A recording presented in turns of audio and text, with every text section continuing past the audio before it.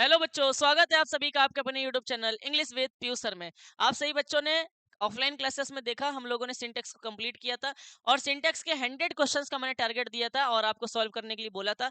आप लोगों ने सॉल्व भी किया होगा और अगर जिसको नहीं आए क्वेश्चंस वो आज की वीडियो में जरूर से जरूर देख लीजिए। 100 क्वेश्चंस थे, 100 क्वेश्चंस के हम लोग कॉन्सेप्ट सीखेंगे और सॉल्यूशन जानेंगे। आपके जो नए बच्चे हैं यूट्यूब पे जो पहली बार देख रहे हैं, इस सिंटेक्स की वीडियो को देखने से पहले एक बात समझ लो, ये 100 क्वेश्चन में से ही आपके पेपर में आने वाला है। सिंटेक्स 4 नंबर का आता है बच्चे, इसलिए थोड़ा सा टाइम लगेगा। 1 घंटे 1.5 घंटे की वीडियो होगी, आप थोड़ा सा पेशेंस बना के रखिएगा। 4 नंबर के लिए आप सिंटेक्स को पूरी तरीके से सीख के जाओगे, ये मेरी गारंटी है, क्योंकि हमने टाइप बाई टाइप यहाँ पे क्लियर करने की कोशिश की है। ठीक है, आइए चलते हैं अपने सिंटेक्स को स्टार्ट करते हैं। टॉप 100 क्वेश्चन होने वाले हैं, आप लोग ऊपर देखिए। विथ कॉन्सेप्ट यहाँ पे हम आपको चीजें देने वाले हैं। जिन बच्चों ने सॉल्व किया है घर पे, बहुत अच्छी बात है। जिनको नहीं आया वो क्वेश्चन को जरा देख लो। सेक्शन 1 क्या कह रहा है? नाउन की एरर है। हमने क्या कहा, हम आपको स्टेप बाय स्टेप सारी चीजें बताएंगे। तो पहला क्वेश्चन में हमारा क्या कह रहा है?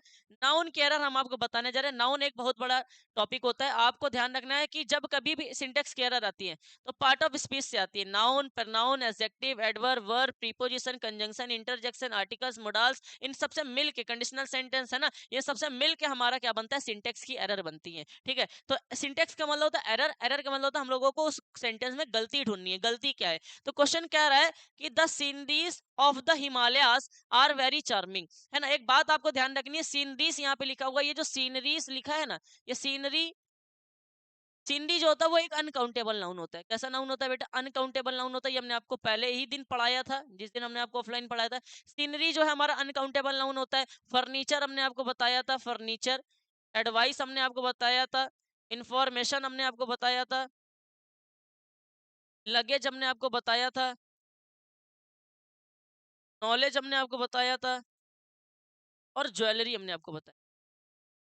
ये कुछ ऐसे वर्ड्स हमने आपको बताए थे जो हमारे क्या होते हैं? अनकाउंटेबल नाउन होते हैं। और जो वर्ड्स अनकाउंटेबल होते हैं उसमें एस ई आई एस का प्रयोग नहीं किया जाता। यह बात आपको ध्यान रखनी है, ये बात आपको ध्यान रखनी है। कुछ हमने पॉइंट्स लिखे हुए, इनको ध्यान से समझ लो। हमने क्या कहा? सीनरी हो गया, फर्नीचर हो गया, एडवाइस हो गया, इंफॉर्मेशन हो गया, लगेज हो गया, नॉलेज हो गया, ज्वेलरी हो गया, है ना। इन सब में एस का प्रयोग नहीं किया जाता है। इन सब में बच्चा एस का प्रयोग नहीं किया जाता है। अर्थात कोई पूछे क्यों नहीं किया जाता तो आपको बताना, ये जो होते हैं जो नाउन होते हैं, ये कैसे नाउन होते हैं? अनकाउंटेबल नाउन होते हैं। और अनकाउंटेबल नाउन में एस का प्रयोग नहीं होता है। तो यहाँ पे गलती क्या है बेटा? यहाँ गलती सिर्फ इतनी ही है कि सीनरीज की जगह क्या होना चाहिए था? सीनरी होना चाहिए था। सीनरीज की जगह क्या होना चाहिए था? सीनरी होना चाहिए था। ये बात आपको ध्यान रखनी है। ये कुछ पॉइंट्स में लिखता चलूंगा, कॉन्सेप्ट लिखता चलूंगा, आप लोग लिखते रहिएगा, बहुत काम आने वाला है। ठीक है, नेक्स्ट क्वेश्चन हमारा कह रहा है, बहुत आसान है।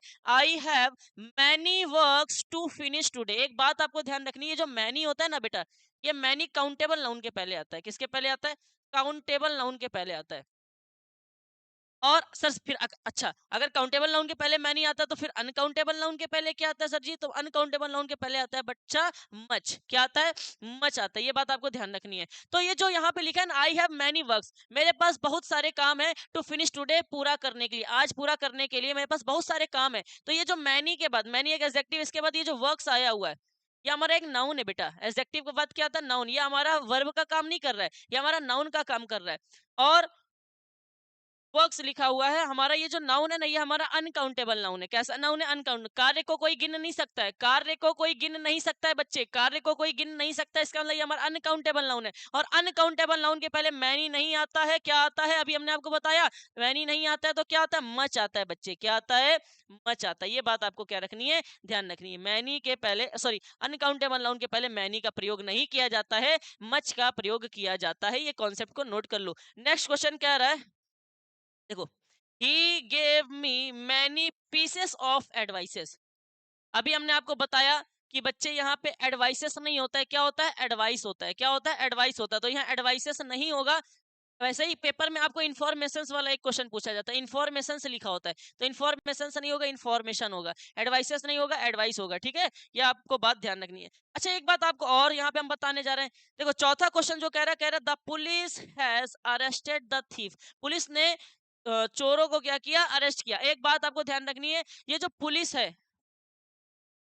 कमेटी, जेंट्राए, पब्लिक, पॉल्यूट्री, और पुलिस, कमेटी, जेंट्राए, पब्लिक, पॉल्यूट्री, ये सारे के सारे पता है, जूरी, जूरी हो गया, जूरी, जूरी का मतलब होता है जजों का समूह। आर्मी, ये जो वर्ड्स लिखे हैं ना आपके सामने, ये सारे के सारे नाउन पता है कैसे, ये कलेक्टिव नाउन है। कलेक्टिव नाउन का मतलब होता है ये कलेक्शन को दिखाते हैं। इसको दिखाते हैं बच्चा, कलेक्शन को दिखाते हैं। ये सारे के सारे कलेक्टिव नाउन है। और अगर कलेक्टिव नाउन है तो ध्यान रखिएगा, कलेक्टिव नाउन भले ही देखने में सिंगुलर क्यों नहीं होता है, लेकिन आगे चल के वर्ब कैसी लेता है, प्लूरल लेता है। तो ध्यान रखिएगा इन सबके बाद वर्ब कैसी आने वाली है, प्लूरल आने वाली है। लेकिन हाँ ये भी ध्यान रखना, कलेक्टिव नाउन अपने आगे वर्ब तो प्लूरल लेता ही लेता है, वर्ब तो प्लूरल लेगा ही लेगा, लेकिन इसमें इन कलेक्टिव नाउन में कभी एस का प्रयोग नहीं होता है, कभी भी एस का प्रयोग नहीं होता है, क्योंकि अपने आप में ही प्लूरल होते हैं। ध्यान रखिएगा, जूरिस नहीं होता है। अभी आगे चल के जेंट्राइस दिखाई देगा, जेंट्राइस नहीं जेंट्राय, ओके, इसका मतलब होता है सभ्य लोग, ठीक है। तो the police has arrested the thief, तो पुलिस के साथ हैज नहीं आएगा, ये कलेक्टिव नाउन है पुलिस, तो हैज के नहीं आएगा तो क्या आएगा, हैव आएगा। पुलिस के साथ हैज नहीं आएगा तो फिर क्या आएगा, हैव आएगा, ठीक है। नेक्स्ट क्वेश्चन कह रहा है all his daughter in law. अब देखो एक बात हम आपको एक कॉन्सेप्ट और देने वाले हैं, इसको जरा फटाक से नोट कर लो। यहाँ पे एक कॉन्सेप्ट और हम आपको देने वाले हैं बेटा, इनको कहते हैं कंपाउंड नाउन। क्या कहते हैं, कंपाउंड नाउन। ये जो लिखा हुआ है ना, daughter in law, commanders in chief, है ना, ये हमारे क्या होते हैं, कंपाउंड नाउन होता है। और कंपाउंड नाउन जो होता है, क्या रफ करें, इसको रफ कर देना। चलो आप लोग नोट कर लेना, यहीं पे मैं लिख दे रहा हूँ। मैं चाह रहा था इसको कुछ मिटा दूं ना सब कुछ। चलो, तो कंपाउंड नाउन क्या होते हैं, कंपाउंड नाउन वो होते हैं जो कुछ इस तरीके से लिखे होते हैं, सिस्टर इन लॉ, है ना, daughter in law, commander in chief, जैसे लिखा है डॉटर इन लॉ। अभी बता रहा हूँ गलती क्या है, सिस्टर, अब इसमें भी गलती है जो मैं लिख रहा हूँ, सिस्टर इन लॉ, कमांडर, ऐसे क्वेश्चन आते हैं इसलिए हम आपको बता रहे हैं, इन चीफ, है ना। या ध्यान रखिएगा जब कभी ऐसा कुछ पैटर्न आपको दिखाई दे पेपर में जाके, तो इनको हम लोग कहते हैं कंपाउंड नाउन। और कंपाउंड नाउन में ये जो सेकंड वर्ड होता है ना, इसमें एस नहीं लगता है। जो रूट वर्ड होता है, जो मेन वर्ड है, उसमें एस लगता है। जैसे मेन वर्ड क्या है, डॉटर इन लॉ, लॉ नहीं, डॉटर मेन वर्ड है, तो इसमें एस लगेगा, तो डॉटर्स इन लॉ होता है। डॉटर इन लॉ नहीं होता, डॉटर्स इन लॉ होता है। सिस्टर्स इन लॉ होता है, कमांडर्स इन चीफ होता है। ध्यान रखिएगा, रूट वर्ड में एस लगाया जाता है। यहाँ गलती क्या है, यहाँ गलती है कि all his daughter in loss लिखा हुआ है, लॉस। देखो मैंने अभी आपको बताया क्या, इसमें एस नहीं लगता है। एस कहाँ लगता है, मेन जो रूट वर्ड है उसमें लगता है। तो यहाँ गलती ये थी, डॉटर नहीं होगा, डॉटर्स इन लॉ होगा। क्या होगा, डॉटर्स इन लॉ होगा, ठीक है। ये कंपाउंड नाउन होते हैं, इनका पेयर आपको ध्यान रखना, रूट वर्ड में एस लगाया जाता है। तो ये पांचों क्वेश्चन आपको अच्छे से समझ में आ गए, डन। ये आपको सब कुछ समझ में आ गया, ठीक है, वेरी गुड, नोट कर लीजिएगा सब कुछ बेटा। चलते हैं नेक्स्ट क्वेश्चन की तरफ। नेक्स्ट क्वेश्चन हमारे क्या कह रहा है, नेक्स्ट क्वेश्चन कह रहा है mathematics are very difficult subject for some student. देखो मैथमेटिक्स कुछ words, some nouns are looking as a plural but used as a singular. कुछ नाउन्स ऐसे होते हैं जो देखने में प्लूरल लगते हैं लेकिन यूज कैसे होते हैं, सिंगुलर होते हैं। जैसे मैथमेटिक्स है, जैसे कोई भी सब्जेक्ट का नाम हो गया, कोई भी गेम का नाम हो गया, कोई भी बीमारी का नाम हो गया, मम्स हो गया, रिकेट्स हो गया, है ना, लंग्स हो गया, और ये सब बातें आपको ध्यान रखनी है। कोई भी सब्जेक्ट का नाम हो गया, कोई भी बीमारी का नाम हो गया, कोई भी गेम का नाम हो गया, ये सब के सब में एस लगा हुआ तो तुमको दिखाई देगा, लेकिन वो बेटा प्लूरल नहीं होता है। Some nouns are looking as a plural but use as a singular. ये हमने आपको क्लास में बताया था, फिजिक्स हमने आपको बताया था, फिजिक्स, फिजिक्स में लास्ट में ऐसा लगा, इसका मतलब ये प्लूरल नहीं। फिजिक्स, सिविक्स हमने आपको बताया था, पॉलिटिक्स हमने आपको बताया था, मैथमेटिक्स हमने आपको बताया था। ऐसा क्वेश्चन बहुत पूछा जाता है। इकोनॉमिक्स हमने आपको बताया था, इनिंग्स हमने आपको बताया था, विकेट्स हमने आपको बताया था, मम्स हमने आपको बताया था, ये बीमारी और भी बहुत सारा था, मीजल्स हमने आपको बताया था, ठीक है। तो ये कुछ है जो बीमारी के नाम है, मम्स बीमारी का नाम होता है, मीजल्स बीमारी का नाम होता है, रिकेट्स गेम का नाम होता है, इनिंग्स भी गेम के लिए है ना। ये सारे सब्जेक्ट है, किसी भी सब्जेक्ट या फिर कोई बीमारी या तो कोई गेम के नाम में अगर एस लगा है तो वो प्लूरल नहीं होता, वो सिंगुलर होता है। ध्यान रखिएगा, कुछ ऐसे नाउन्स होते हैं जो हमको देखने में प्लूरल लगते हैं लेकिन यूज सिंगुलर होते हैं। और अगर सिंगुलर में यूज हो रहे हैं तो वर्ब भी कैसी लेंगे बच्चा, वर्ब भी कैसी लेंगे, वर्ब सिंगुलर लेंगे। कैसी लेंगे बेटा, वर्ब सिंगुलर लेंगे। तो यहाँ पे ये जो लिखा है ना मैथमेटिक्स आर नहीं होगा, मैथमेटिक्स इज होगा। क्या होगा, इज होगा। साथ ही साथ हम आपको एक ऐसा कॉन्सेप्ट देने जा रहे हैं जो कहीं नहीं मिलने वाला है। अगर अगर किसी भी सब्जेक्ट के पहले दा लग के आ जाए, अगर किसी भी सब्जेक्ट के पहले दा लग के आ जाए तो फिर वो उसकी प्रॉब्लम्स बन जाती हैं। क्या बन जाती है, प्रॉब्लम्स। जैसे मैथमेटिक्स के पहले दा लगा देंगे तो मैथमेटिक्स की जो प्रॉब्लम्स है वो बहुत ज्यादा डिफिकल्ट है। जैसे कि किसी भी सब्जेक्ट पहले दा लग जाए तो प्लूरल बन जाता, बस इतना ध्यान रखना है, ठीक है। अभी आगे चल के क्वेश्चन दिखाऊंगा। कह रहा आई बॉट 3 डजन ऑरेंज। देखो एक बात ध्यान रखनी है, डजन, 100, ये हमने आपको क्लास में लिखाया था, 1000, ठीक है। ये सब के पहले अगर कोई भी नंबर लिखा हो, न्यूमरल एडजेक्टिव लिखा हो, कोई भी नंबर लिखा हो, तो ये बेटा ध्यान रखना, इसमें एस का प्रयोग नहीं किया जाता है। इसमें फिर एस का प्रयोग नहीं किया जाता है। तो यहाँ पे 3 डजन नहीं होगा, 3 डजन होगा, क्योंकि ये डजन ही बताता है पूरा, खुद ही अपने आप में डजन अपने आप में ही क्या होता है, प्लूरल वर्ड होता है। तो इसमें एस का प्रयोग नहीं करना होता, ये ध्यान रखिएगा। तो इसकी एरर यही थी, आई बॉट 3 डजन ऑरेंज, ठीक है। The gentry of this town is very educated. अभी हमने आपको क्या बताया था, जेंट्राई हो गया, पब्लिक हो गया, पुलिस हो गया, है ना, पॉल्यूट्री हो गया, और आर्मी हो गया। ये सारे के सारे वर्ड्स कैसे होते हैं, जूरी हो गया, ये सारे के सारे वर्ड्स कैसे होते हैं बच्चा, ये सारे के सारे वर्ड्स जो होते हैं ये हमारे कैसे होते हैं, प्लूरल होते हैं, क्योंकि ये कलेक्टिव नाउन है। कैसे नाउन है, कलेक्टिव नाउन। और इसके आगे जो वर्ब आती है वो कैसी आती है, प्लूरल आती है। तो यहाँ इज नहीं आएगा, क्या आएगा, एरर, क्या है यहाँ इज नहीं आएगा तो क्या आएगा, फिर आर आएगा। सर ये कॉन्सेप्ट कहाँ से रिलेट किया, जो पीछे हमने आपको बताया था, ठीक है। नेक्स्ट क्वेश्चन क्या कह रहा, माई hairs have turned grey. My hairs have turned grey. अब आपको ध्यान रखना, हेयर वैसे होता है मटेरियल नाउन। हेयर जो होता है वो कैसा होता है, मटेरियल नाउन होता है। हेयर होता है मटेरियल नाउन, और मटेरियल नाउन हमारा जो होता है वो अनकाउंटेबल नाउन होता है। मटेरियल नाउन जो होता है बच्चे वो हमारा अनकाउंटेबल नाउन होता है। और अभी हमने आपको बताया अनकाउंटेबल नाउन के साथ एस का प्रयोग नहीं किया जाता, क्योंकि ये सिंगुलर यूज होता है और वर्ब भी सिंगुलर लेता है। तो पहली गलती तो यहाँ पे ये है कि हेयर से नहीं होगा, हेयर होगा। साथ ही साथ अगर ये सिंगुलर यूज होता है तो वर्ब भी कैसी आएगी, सिंगुलर आएगी। लेकिन हेयर हमारा काउंटेबल नाउन के तरीके से भी यूज होता है। कब, जब हम बात करते हैं कि हमारे बालों में, हमारे पूरे बाल के उस सब बालों में कोई 2-3 बाल क्या हो जाए, सफेद हो जाए। जब 2-3 बालों की बात की जाती है, पूरे बालों की बात की जाएगी, तो भाई वो मटेरियल नाउन होगा। मटेरियल नाउन होगा तो वो अनकाउंटेबल होगा। अनकाउंटेबल होगा तो एस नहीं लगेगा। और अगर एस नहीं लगेगा तो सिंगुलर यूज होगा, और सिंगुलर यूज होगा तो वर्ब भी सिंगुलर लेगा। लेकिन हेयर हमारा काउंटेबल नाउन के तरीके से भी यूज होता है। कब, जब उसमें 1-2 या 2-3 बालों को सफेद बताया जाता है। वो बात की बात है, हम लोग बाद में सीखेंगे। यहाँ पे क्या कह रहा है, 2 miles are not a long distance for me. 2 miles are not a long distance for me. तो कोई भी जो दूरी है, माइल्स हो गया, डिस्टेंस हो गया, है ना, लीटर हो गया, तो इन सब में एस नहीं लगता है। 2 माइल होगा, माइल्स नहीं होगा, ध्यान रखिएगा, 2 माइल होगा।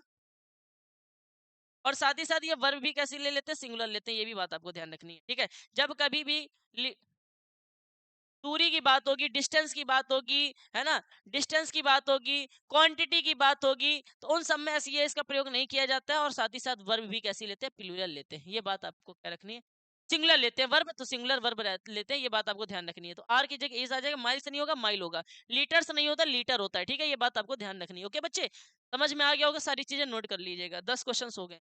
चलते नेक्स्ट क्वेश्चन की तरफ। सारा कुछ इंपॉर्टेंट है, इसलिए ध्यान से समझिएगा। लिखा है he uses a pair of spectacles to read. He uses a pair of spectacles to read. देखो पहली बात, स्पेक्टिकल हो गया,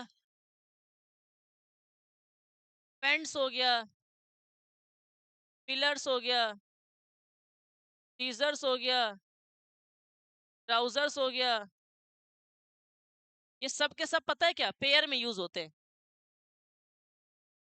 पेयर में यूज होते हैं, इसका मतलब पेयर में यूज होते हैं, इसका मतलब ये कैसे होते हैं, प्लूरल होते हैं। पेयर में यूज होते हैं, इसका मतलब ये कैसे होते हैं, प्लूरल होते हैं। और अगर प्लूरल होते हैं, इसका मतलब वर्ब कैसे लेते हैं, प्लूरल लेते हैं। लेकिन यहाँ पर आपको एक बात ध्यान रखनी है, अगर इन सबके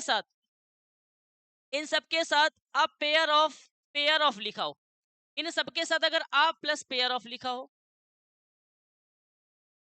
आ प्लस पेयर ऑफ लिखा हो, तो आपको, वैसे इस क्वेश्चन में कोई एरर नहीं दिख रही है हमको, ठीक है। इस क्वेश्चन में कोई एरर नहीं है, नो एरर का क्वेश्चन है, ठीक है। ये क्वेश्चन हमारा नो एरर का, इसमें कोई एरर नहीं है। आपको एक बात ध्यान रखनी है, कुछ बच्चे यहाँ पे रीड से लिख देते हैं, क्योंकि कहते हैं कि देखो आपको यहाँ पे एरर नहीं दे रखी पहले बात तो, और हम आपको बताना क्या चाहते हैं वो हम आपको बता रहे हैं। देखो कुछ बच्चे क्या करते हैं, स्पेक्टिकल्स को हटा के स्पेक्टिकल कर देते हैं। ध्यान रखिएगा, जब कभी a plus pair of plus spectacles लिखा हो, खाली अगर इतना लिखा हो, तो इनके आगे जो वर्ब आएगी वो हम आपको एक कॉन्सेप्ट देना चाहते हैं, कि आगे जो वर्ब आएगी वो प्लूरल आएगी। जब ये अकेले यूज होंगे तब। लेकिन जब ये आ प्लस पेयर ऑफ के साथ यूज होंगे तो ये वर्ब सिंगुलर लेते हैं, ये बात ध्यान रखनी है, ठीक है। जब plus A plus pair of और इनके साथ कोई भी वर्ड आ जाए तो ये कैसी वर्ब लेते हैं, तो वो मिलकर एक बन जाता है ना, तो ये सिंगुलर वर्ब लेते हैं। ये कॉन्सेप्ट ध्यान रखिएगा, ठीक है बच्चे। तो अभी इसमें कोई एरर नहीं है। नेक्स्ट क्वेश्चन पे चल रहे हैं। इसमें भी बेटा नो एरर है, इसमें भी नो एरर है। अब हम आपको कॉन्सेप्ट बताना चाहते हैं क्या, देखो the committee were divided on this issue, मतलब कमेटी जो की गई वो डिवाइड की गई इस इशू को लेके, ठीक है। ध्यान रखना है जब डिवाइडेड वर्ड यूज होता है, जब डिवाइडेड वर्ड यूज होता है इसका मतलब वो अलग अलग, जैसे एक क्वेश्चन पूछा गया था एनडीए में, the jury the jury was divided on their opinion. तो आपको एक बात ध्यान रखनी है, the jury was divided on their opinion. तो वहां पे जो जूरी का मतलब होता है, जो जजों के जो ओपिनियन थे ना वो अलग अलग थे। डिवाइडेड का मतलब होता है अलग अलग होना, तो जब अलग अलग किसी के मत होते हैं तो बहुत सारे मत बन जाते हैं, तो वो प्लूरल बन जाते हैं। तो डिवाइडेड के साथ वॉज नहीं आता है, वर आता है। क्या आता है, वर आता है। लेकिन अगर कहीं यूनाइटेड लिखा हो, एक जैसे मत थे, तो उसके साथ क्या आता है, वॉज आता है। देखो यहाँ डिवाइडेड लिखा है, ये वर लिखा है, इसका मतलब इसमें कोई एरर नहीं है। अगर यहीं यूनाइटेड लिखा होता तो भी वर लिखा होता है। तो याद रखना यूनाइटेड के साथ वर नहीं आता है बेटा, यूनाइटेड के साथ वॉज आता है, डिवाइडेड के साथ वर आता है। लेकिन इसमें एक गलती यहाँ पे ये देखने को मिलेगी, the committee were divided, committee were divided मतलब कमेटी डिवाइडेड हुई, डिवाइडेड लगा हुआ, इसका मतलब वर्ब प्लूरल आएगी, और प्लूरल आएगी इसका मतलब आगे चल के जो हमारा डेमोस्ट्रेटिव एडजेक्टिव आएगा वो भी कैसा आएगा, प्लूरल आएगा। तो दिस नहीं आएगा, दिस और दैट सिंगुलर होता है, दिस और दोस प्लूरल होता है, तो दिस इशूज आ जाएगा। क्या आ जाएगा, दिस इशू। तो यहाँ पे बहुत सारे, अगर आप इसका आंसर वगैरह ढूंढोगे तो कहीं ना कहीं कुछ ना कुछ अलग अलग बताया गया है। आपको मेरे कॉन्सेप्ट को समझना, मैं क्या कहना चाहता हूँ। जब डिवाइडेड लिख के आएगा तो वर्ब प्लूरल होगी, और आगे चल के जितने भी एडजेक्टिव यूज होंगे वो भी प्लूरल होंगे। और दिस सिंगुलर होता है, दिस और दैट सिंगुलर होता है। लेकिन डिवाइडेड प्लूरल के सेंस को दिखाता है, इसलिए हम लोग आगे चल के प्लूरल एडजेक्टिव का यूज करेंगे, तो दिस का यूज करेंगे, दिस इशूज, ठीक है। यहाँ पे एरर थी। ये देखो, ये तो बहुत आसान है। Physics are my favourite subject since childhood. Physics, कुछ वर्ड्स ऐसे होते हैं जो देखने में प्लूरल होते हैं लेकिन होते सिंगुलर है, तो फिजिक्स के साथ आर नहीं आएगा। क्या आएगा बच्चे, इज आएगा। क्या आएगा, इज आएगा। देखो आपको एक बात और ध्यान रखनी है, कुछ ऐसे वर्ड्स होते हैं बेटा जो ऑलरेडी प्लूरल होते हैं, उनमें एस का प्रयोग नहीं किया जाता। कैटल हो गया, है ना, कैटल हो गया, फिश हो गया, सीप हो गया, बहुत सारे थे हमने बताए भी थे। अब डियर हो गया, ध्यान रखना, कैटल हो गया, लिख लेना कहीं पे, कैटल, डियर, फिश, सीप, अभी बहुत सारी बातें हैं वो आपको ध्यान रखना है। ये अपने आप में ही प्लूरल है, इसमें ऐसी इसका प्रयोग नहीं करना होता है। जैसे अभी हमने आपको बताया था ना, पब्लिक, पीपल, जेंट्राय, ये अपने आप में ही प्लूरल होते हैं, ये खुद प्लूरल सेंस रखते हैं, तो इसमें ऐसे इसका प्रयोग नहीं किया जाता। वैसे ये जो कैटल है ना, ये अपने आप में ही प्लूरल है, और अपने आप में ही प्लूरल है, इसका मतलब इसमें कैटल से नहीं होगा, क्या होगा, कैटल होगा, ठीक है, कैटल होगा, बस यही एरर है। और प्लूरल है तो वर्ब तो प्लूरल लेगा ही लेगा, तो वर आएगा ही आएगा, ठीक है, ये सही है। नेक्स्ट क्वेश्चन कह रहा है, he gave me a 10 rupees note. अभी हमने आपको एक बात बताई थी बेटा, यहाँ पे शायद आपने नोट की होगी, यहाँ पे एक बात और लिख लेना, रुपी होता है, रुपीस नहीं होता है। जब कभी उसके पहले कोई नंबर लिखा होता है, जब उसके पहले कोई नंबर लिखा होगा, देखो रुपीस के पहले 10 लिखा हुआ, नंबर लिखा होगा, तो ये रुपीस नहीं क्या होगा, पीस नहीं होता, रुपी होता है, ठीक है। ये आपकी एरर है इस क्वेश्चन में, ये बात आपको ध्यान रखनी है। यहीं से सारे क्वेश्चन आने वाले भी हमारा वादा है। बहुत सारे हम आपको कॉन्सेप्ट ऑलरेडी लिख के दे दे रहे हैं, जिससे आपको परेशानी ना हो। नेक्स्ट क्वेश्चन पे चलते हैं। हमारे नेक्स्ट क्वेश्चन क्या कह रहा है, मीजल्स। अभी हमने आपको बताया मीजल एक बीमारी का नाम है, कुछ बीमारी के नाम होते हैं, मीजल्स हो गया, और मम्स हो गया, और बहुत सारे हमने बताए थे, अभी आपको पीछे लिखे भी हैं। तो ये देखने में प्लूरल होते हैं लेकिन यूज कैसे होते हैं, सिंगुलर। सिंगुलर यूज होते हैं तो मीजल के साथ आर नहीं आएगा, क्या आएगा, इज आएगा। ये बात आपको ध्यान रखनी है, ठीक है। नेक्स्ट क्या कह रहा है, I have lost my furnitures in the fire. Furnitures नहीं होता है बच्चा, फर्नीचर अपने आप में एक प्लूरल वर्ड होता है, फर्नीचर अपने आप में एक प्लूरल वर्ड होता है, इसलिए इसमें ऐसी इसका प्रयोग नहीं करते, फर्नीचर आएगा, ठीक है, ध्यान रखिएगा। ये सब तो अभी पीछे बताया ना हमने आपको। Next, the news of his death are not true. News जो होता है, हाँ न्यूज और लिख लीजिएगा, वहां पे न्यूज लिखना भूल गए थे, फिजिक्स वाला जो कॉन्सेप्ट लिखाया था, या न्यूज और ऐड कर लेना, ठीक है। ये भी जो होता है वो देखने में प्लूरल लगता है लेकिन यूज सिंगुलर होता है, ठीक है, यूज सिंगुलर में होता है, और अगर यूज सिंगुलर में होगा तो इसके आगे जो वर्ब आएगी वो भी सिंगुलर ही होगी, ये ध्यान रखिएगा। एक क्वेश्चन था माइंड में, नहीं याद आ रहा है, चलिए कोई बात नहीं, अभी के लिए आपको इतना ध्यान रखना है। न्यूज हमारा कैसा है, सिंगुलर देखने में प्लूरल होता है, लेकिन यूज सिंगुलर होता है तो आगे चल के वर्ब भी सिंगुलर। ठीक है, नेक्स्ट क्या कह रहा है, these kind of dresses are very expensive.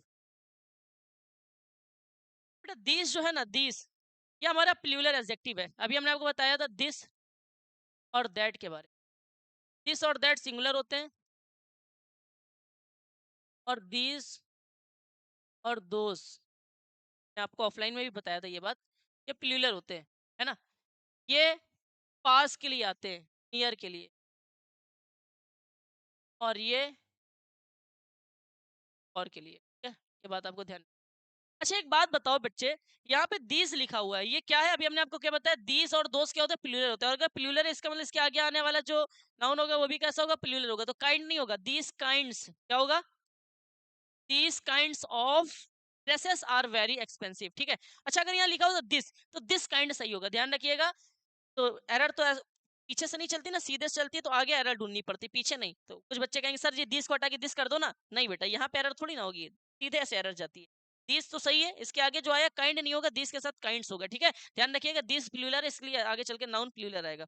ये देखो, bread and butter are a wholesome food. देखो जब कभी कुछ वर्ड्स ऐसे होते हैं जो एक ही बात को बताते हैं, जैसे ब्रेड एंड बटर, करी and rice, slow and study, है ना, ये कुछ ऐसे वर्ड्स हैं जो एक ही बात को बताते हैं। तो भले ही वो एंड से क्यों ना जुड़ रहा हो, लेकिन वर्ब सिंगुलर लेते हैं। ब्रेड एंड बटर एक साथ लिया जाता है, करी एंड राइस एक साथ लिया जाता है, स्लो एंड स्टडी धीमे और लगातार, ये सब एक ही साथ यूज होता है। तो जब एक ही माइंड को बताते हैं उसको हम लोग सिंगुलर कहते हैं, और सिंगुलर कहते हैं तो वर्ब भी कैसी लेता है, सिंगुलर कहता है। ठीक है, ठीक है, ध्यान रखिएगा। चलते हैं, नाउन की एरर समाप्त हो गई है, अब हमारी स्टार्ट हो रही प्रोनाउन की एरर। और प्रोनाउन की एरर में ही पहला क्वेश्चन ऐसा आ गया जो 2026 में आने वाला है।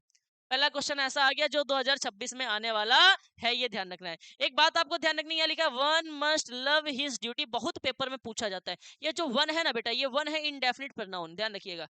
ये जो वन है ये है एक वन इनडेफिनिट प्रोनाउन है।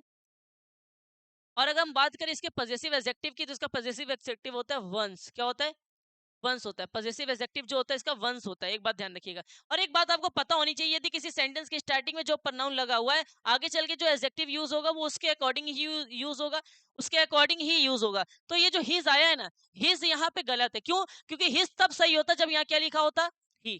तो सर जी वन को काट के ही लगा दो, मैंने क्या कहा, एरर ऐसे चलती है, पीछे से उल्टा नहीं चलती है, सीधे चलती है एरर। तो ये में एरर नहीं होगी, आगे चल के एरर होगी, हिज नहीं होगा, ध्यान रखिएगा, वंस होगा। ऐसा क्वेश्चन कभी भी आ जाए ऐसा ही आता है, ध्यान रखना, वहां हिज नहीं होगा, क्या होगा, वंस होगा, ONE'। ठीक है, नेक्स्ट क्या है, it is me who did it. हमने आपको बताया था इंट्रोडक्टरी सब्जेक्ट लिखा हो, हेल्पिंग वर्ब लिखा हो, और उसके बाद कभी प्रोनाउन आ जाए, इंट्रोडक्टरी सब्जेक्ट लिखा हो, इंट्रोडक्टरी सब्जेक्ट मतलब होता है इट, और उसके बाद हेल्पिंग वर्ब, और उसके बाद कोई भी प्रोनाउन आ जाए, तो उस पर उस प्रोनाउन के बाद हम लोग सब्जेक्टिव केस यूज करते हैं। कौन सा केस यूज करते हैं, सब्जेक्टिव केस यूज करते हैं। तो इट इज मी नहीं होगा बेटा, यहाँ पे इट इज आई होगा। क्या होगा, it is I. It is I का मतलब होता है ये मैं ही हूँ, ये मैं ही हूँ जिसने ये किया है। इट इज यू का मतलब होता है ये तुम ही हो। इट इज ही का मतलब होता है ये वही है ना, ध्यान रखिएगा। तो इट इज लिखा और उसके बाद कोई प्रोनाउन आया हो तो उसका सब्जेक्टिव केस लिखा जाता है। ये बात आपको नोट करनी, बहुत ज्यादा पेपर में पूछी जाती है। ठीक है, नेक्स्ट क्वेश्चन क्या कह रहा है, every student should do their best. देखो ईच एवरी आइदर नाइदर, आपको एक कॉन्सेप्ट यहाँ पे लिख दे रहा हूँ, ईच एवरी आइदर नाइदर, ये बेटा सिंगुलर यूज होते हैं, सिंगुलर होते हैं, और आगे चल के जो वर्ब लेते हैं वो भी सिंगुलर लेते हैं। और साथ ही साथ अब जब सिंगुलर होते हैं तो आगे चल के वर्ब सिंगुलर लेते हैं, इसका मतलब आगे चल के जो एडजेक्टिव आएगा वो भी कैसा होगा, वो भी कैसा होगा, सिंगुलर होगा। ये बात आपको ध्यान रखनी है। देखो जरा यहाँ पे हम एक बात बताने जा रहे हैं, every student should do their best, प्रत्येक बच्चे को देना चाहिए, अपना बेस्ट देना चाहिए। अभी मैंने क्या कहा आपसे, ईच एवरी आइदर नाइदर कभी आ जाए तो वो सिंगुलर होता है, आगे चल के वर्ब सिंगुलर लेता है। अब वर्ब तो यहाँ पे तो शुड है, तो ये तो मॉडल एक्सिलरी वर्ब है, ये तो रहेगी रहेगी, लेकिन अगर वर्ब सिंगुलर लेता है तो यहाँ तो वर्ब की कोई एरर नहीं है, और साथ ही साथ आगे चल के जो एडजेक्टिव आता है वो भी सिंगुलर होता है। तो देयर एक हमारा प्लूरल एडजेक्टिव होता है, तो इसके साथ क्या आएगा, यहाँ पे इज आएगा। ये बात आपको ध्यान, ठीक है बच्चे, ये बात आपको यहाँ पे ध्यान रखनी है। चलते हैं नेक्स्ट क्वेश्चन की तरफ, you he and I am going to the market. जब कभी भी ये भी हमने आपको बताया था, जब कभी भी एक से ज्यादा प्रोनाउन एक साथ यूज हो तो उनका क्रम होता है टू ही, पहले सेकंड पर्सन का प्रोनाउन लिखा जाता है, फिर थर्ड पर्सन का, फिर फर्स्ट पर्सन का। सेकंड पर्सन के प्रोनाउन में कौन सा प्रोनाउन आता है? सेकंड पर्सन में यू आता है खाली। थर्ड में क्या आता है? चार आते हैं, ही, सी, इट और दे। और फर्स्ट में क्या आता है? आई और वी आता है। ये बात आपको ध्यान रखनी है, ठीक है। अच्छा, एक बात और ध्यान रखनी है, 123 वाला क्रम भी चलता है, 1 2 3 का वाला भी पैटर्न चलता है। 1 2 3 का पैटर्न तब चलता है बच्चे जब हमारे सेंटेंस में कोई गिल्ट हो रहा हो, कन्फेस हो रहा हो, कोई अपराध हो रहा हो, है ना, तो वहां पे 123 का पैटर्न चलता है। यहाँ पे अभी आपको इतना डेप्थ तक नहीं जाना है, ये तो कंपटीशन का टॉपिक है, हमने आपको पढ़ाया है, लेकिन ऑफलाइन में सब कुछ पढ़ाया है, आपको पता है।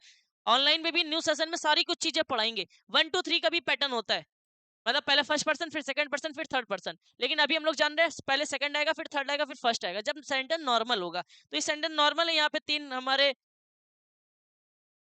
सही लिखा हुआ है यार,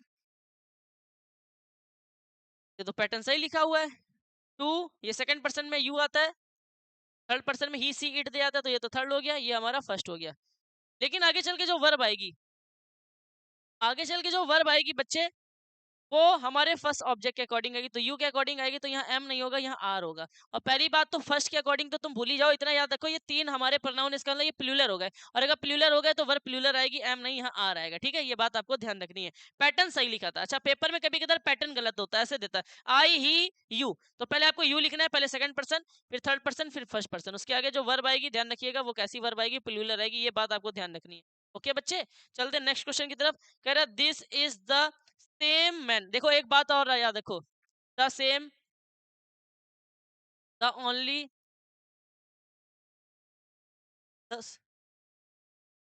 और नथिंग, ये सब अगर दिख जाए आप लोगों को, तो इसके बाद जो रिलेटिव प्रोनाउन आता है वो हु नहीं आता है, वो दैट आता है, राइट। रिलेटिव प्रोनाउन जो आता है वो हु नहीं आता है, ध्यान रखिएगा। इसके बाद जो रिलेटिव प्रोनाउन आता है वो दैट आता है बच्चे, ये बात आपको ध्यान रखनी है, ठीक है। द सेम आया हो, हाँ, अगर एक बात और ध्यान रखो, सुपरलेटिव डिग्री लिखी हो, एक बात और याद रखिएगा, अगर सुपरलेटिव डिग्री भी लिखी हो और उसके आगे कोई रिलेटिव प्रोनाउन आया है, तो भी वहां पे दैट ही आएगा, ध्यान रखिएगा। ये कुछ चार वर्ड्स आपको ध्यान रखने हैं पेपर के लिए, the same, the only, nothing, superlative degree, ये चार वर्ड्स आपको ध्यान रखना है। यदि किसी सेंटेंस में आए हुए हैं, जैसे देखो यहाँ पे द सेम आया है, तो उसके आगे चल के जो रिलेटिव प्रोनाउन होगा, रिलेटिव प्रोनाउन क्या होता है? Who, which, who, which, whose, whom, है ना, ये सब रिलेटिव प्रोनाउन होते हैं। तो वहां रिलेटिव प्रोनाउन इन सब का यूज नहीं होता, सिर्फ एक ही रिलेटिव प्रोनाउन का यूज होता है, जिसका नाम क्या है? दैट। क्या आएगा बच्चे? दैट आएगा, ये बात आपको ध्यान रखनी है। मेरा कॉन्सेप्ट आपको नोट करना है, मैंने जो बताया है, कहीं नहीं मिलेगा इतने डिटेल में कॉन्सेप्ट बच्चे, कहीं नहीं मिलेगा।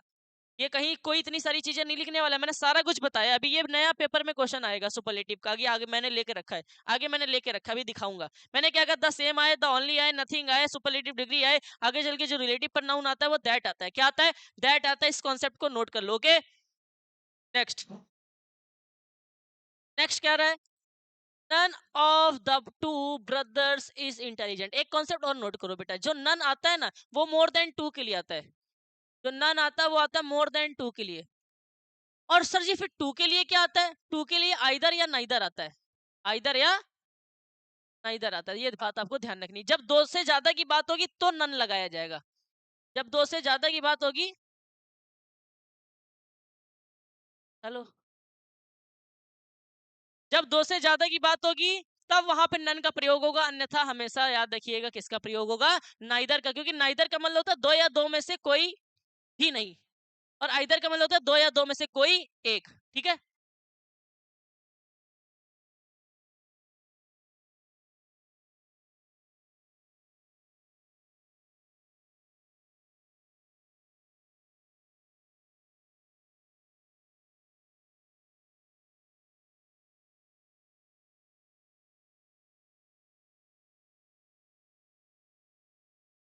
चलो हटाओ। चलो, आपको एक बात ध्यान रखनी है, पहले बात तो अभी यार थोड़ा सा डिस्टर्बेंस हो गई। आपको एक बात ध्यान रखनी है, जो नन आता है ये आता है मोर देन टू के लिए। जब कभी दो से ज्यादा लोग होते हैं तो वहां नन का प्रयोग किया जाता है, और जब कभी सिर्फ दो लोगों की बात होती है तो या तो वहां आइदर या तो नाइदर का प्रयोग होता है। तो यहाँ नन लिखा हुआ है, तो नन के अकॉर्डिंग यहाँ पे क्या आएगा? नाइदर आएगा। ये आपको एरर याद रखनी है। और साथ ही साथ ध्यान रखिएगा, ईच, हम एक कॉन्सेप्ट और लिख दे रहे हैं, ईच एवरी आइदर, अभी आगे काम आएगा ना, इसलिए ईच एवरी आइदर नाइदर लिखाओ, और ऑफ लिखाओ। और फिर जो नाउन होगा वो ध्यान रखना, नाउन प्लूरल होता है, और जो वर्ब होती है वो वर्ब सिंगुलर होती है, ठीक है। ये कॉन्सेप्ट आपको ध्यान रखना है। तो नाउन होगा वो प्लूरल होगा और वर्ब जो होगी वो सिंगुलर होगी। सर ऐसा क्यों दे दिया आपने कॉन्सेप्ट? कभी कभार ना यहाँ पे सही लिख के आता है, neither of the two brothers लिख के आएगा और यहाँ पे आर लिखा होगा। तो आपको ध्यान रखना है, आपको क्या समझना है, अगर ईच एवरी आइदर नाइदर लिखा है तो उसके आगे चल के ऑफ लिखा है और फिर दा लिखा है, ऑफ लिखा है फिर दा लिखा है और उसके आगे जो नाउन है, तो ध्यान रखना जो नाउन होगा वो प्लूरल होगा, जो कि प्लूरल लिखा हुआ है, ब्रदर्स लिखा हुआ है, और जो वर्ब होगी वो सिंगुलर होगी, तो सिंगुलर। ये तो सही था, लेकिन हम बता रहे हैं यहाँ कभी कभार आर लिख के आता है। तो ये स्ट्रक्चर याद रखिएगा और ये बात याद रखिएगा कि नन आता मोर देन टू के लिए और आइदर नाइदर आता है ओनली टू के लिए। तो यहाँ पे दो लोग थे खाली, यहाँ नन गलत होगा, यहाँ नाइदर कर दीजिएगा, ठीक है। Let you and I go there together, देखो लेट हो जाए, लाइक हो जाए, बिटवीन हो जाए, बट हो जाए, एक्सेप्ट हो जाए, या कोई भी ऐसी प्रीपोजिशन हो जाए जिसके आगे प्रोनाउन आया हो। क्या आया हो? प्रोनाउन आया हो। तो उस प्रोनाउन का हम लोगों को क्या लिखना होता है बेटा? ऑब्जेक्टिव केस लिखना होता है। ये भी कॉन्सेप्ट नोट कर लो, कहीं नहीं मिलने वाला है। मैंने कुछ बातें लिखी हैं, आपको ध्यान रखनी। लेट हो, लाइक हो, बिटवीन हो, बट हो, एक्सेप्ट हो। लेट के बाद ऑब्जेक्टिव केस आता है, लाइक के बाद ऑब्जेक्टिव केस आता है। याद करो बिटवीन वाला क्वेश्चन मैंने दिखाया था 2025 में। बिटवीन आया हो, बट आया हो, एक्सेप्ट आया और उसके बाद कोई प्रोनाउन लिखा हो, तो ध्यान रखना उस प्रोनाउन को ऑब्जेक्टिव केस लिखा जाता है। तो यू का तो ऑब्जेक्टिव केस यू ही रहेगा, लेकिन आई का ऑब्जेक्टिव केस मी होता है, तो यहाँ मी आएगा। बच्चे ये बात आपको ध्यान रखनी है, इस कॉन्सेप्ट को नोट कर लो। प्रोनाउन आएगा तो ऑब्जेक्टिव केस यूज होने वाला है, ठीक है। अब ये देखो, ईच ऑफ द गर्ल्स, अभी मैंने यही इसीलिए मैंने कॉन्सेप्ट लिखा था, इसीलिए मैंने ये कॉन्सेप्ट लिखा था। मुझे पता नहीं ये क्वेश्चन बहुत पूछा जाता हमारे एग्जाम में, और हो सकता है 2026 में यहाँ से एक क्वेश्चन आ जाएगा। ईच एवरी आइदर नाइदर अगर लिखा हो, देखो यहाँ ईच आ गया, और उसके बाद ऑफ लिखा हो और उसके बाद द लिखा हो, तो उसके आगे जो नाउन आता है वो कैसा होता है? नाउन आता है वो कैसा होता है? प्लूरल होता है। सर प्लूरल में लिखा है, इसका मतलब सही है, लेकिन एक गलती है, वर्ब कैसी आती है? सिंगुलर। यहाँ तो सर वर्ब प्लूरल है, तो यहाँ एरर क्या है? हैव की जगह क्या हो जाएगा? हैज हो जाएगा, काम खत्म, simple. Next, I and you are responsible for this loss. अभी मैंने आपको बताया था, जब कभी एक से ज्यादा प्रोनाउन आ जाए, जब कभी एक से ज्यादा प्रोनाउन आ जाए तो वहां पर उसका पैटर्न होता है 231, 2 3 1। तो सबसे पहले सेकंड पर्सन लिखेंगे यू, क्या लगाएंगे एंड, उसके बाद थर्ड पर्सन है नहीं तो फर्स्ट आएगा, you and I are responsible for this loss. Verb plural ही आएगी। क्यों वर्ब प्लूरल आएगी? क्योंकि आपको पता है बच्चे, वर्ब प्लूरल इसलिए आएगी क्योंकि हमें पता है जब कभी एक से ज्यादा प्रोनाउन होते हैं तो वो प्लूरल होते हैं। नेक्स्ट कह रहा है, who suspect, who do you suspect.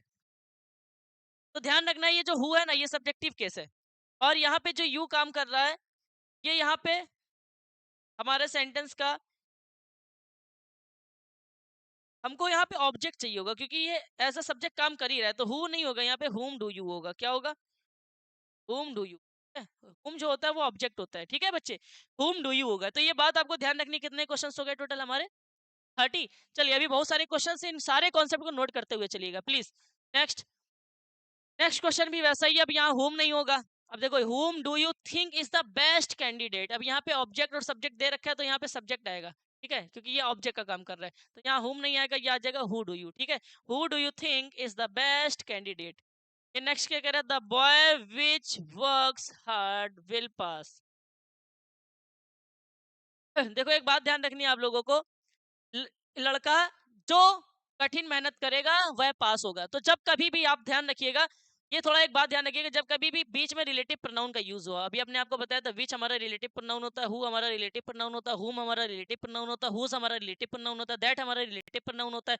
ये सब रिलेटिव प्रोनाउन होते हैं। ध्यान रखना, अगर बीच में रिलेटिव प्रोनाउन आया और उसके पहले कोई पर्सन लिखा है, तो पर्सन के लिए रिलेटिव प्रोनाउन विच का प्रयोग नहीं होता है बच्चे।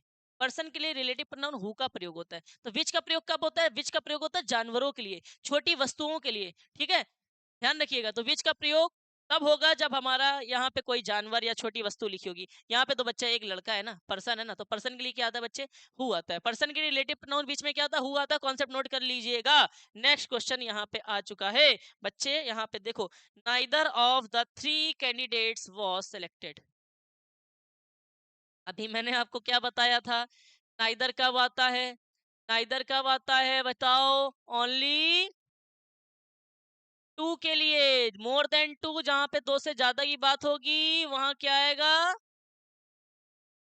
नन आएगा। तो यहाँ पे नाइदर आएगा कि नन आएगा? पहले तो आपको एक स्ट्रक्चर याद रखना मेरा वाला। सर ने कहा था ईच एवरी आइदर नेदर के बाद ऑफ आया हो, द आया हो, उसके आगे जो नाउन होता है वो प्लूरल होता है। नाउन तो प्लूरल है और वर्ब होती है वो सिंगुलर होती है, वर्ब सिंगुलर है। तो सर जी कोई एरर ही नहीं है, क्या मतलब कोई एरर ही नहीं है। 2025 तक ऐसे क्वेश्चन पूछे जाते हैं। इस साल ये वाला पैटर्न पे आएगा क्वेश्चन। जो बता रहे वो ध्यान रखो, ना इधर नहीं होगा, यहाँ पे क्या आएगा, none of these, none of the three candidates. क्यों सर जी, यहाँ पे क्या है, दो से ज्यादा लोग हैं, जब दो से ज्यादा लोग होते हैं तो वहां क्या लगाते हैं, नन लगाते हैं। ओके, अब देखो यहाँ पे आई इंजॉयड ड्यूरिंग द हॉलीडेज, अभी हमने आपको एक कुछ बातें बताई थी, आपको ऑफलाइन में अवेल लिखा हो, इंजॉय लिखा हो, अवेल हो, इंजॉय हो, अब्सेंट हो, प्रेजेंट हो, ये हमने एडॉप्ट हो, और भी हमने आपको 3-4 वर्ड्स लिखाए थे शायद। अच्छा इतना याद रख, चलो इतना ही याद रखो, वरना हमने ऑफलाइन में आपको ये बात लिखाई थी, जरा देखिएगा, मैंने आपको बताया था, ये जो होते हैं ना ये ट्रांजिटिव वर्ब होती है, ये हमने आपको एक बात बताई थी, ये ट्रांजिटिव वर्ब होती है। शायद 4-5 वर्ड्स और भी लिखाए थे, अभी आपको इतना याद रखना है, अन्यथा जो हमने ऑफलाइन पढ़ाया था उतना ध्यान रखिएगा। वैसे पेपर में सिर्फ ये दोनों वर्ड मिलते हैं अधिकतर, अवेल हो, इंजॉय हो, अब्सेंट आया हो, प्रेजेंट आया हो, एडेप्ट आया हो, ये सारी की सारी हमारी ट्रांजिटिव वर्ब होती है। और ट्रांजिटिव वर्ब जो होती है ना वो तुरंत अपने आगे क्या लेती है, ऑब्जेक्ट लेती है, खुद का ऑब्जेक्ट लेती है।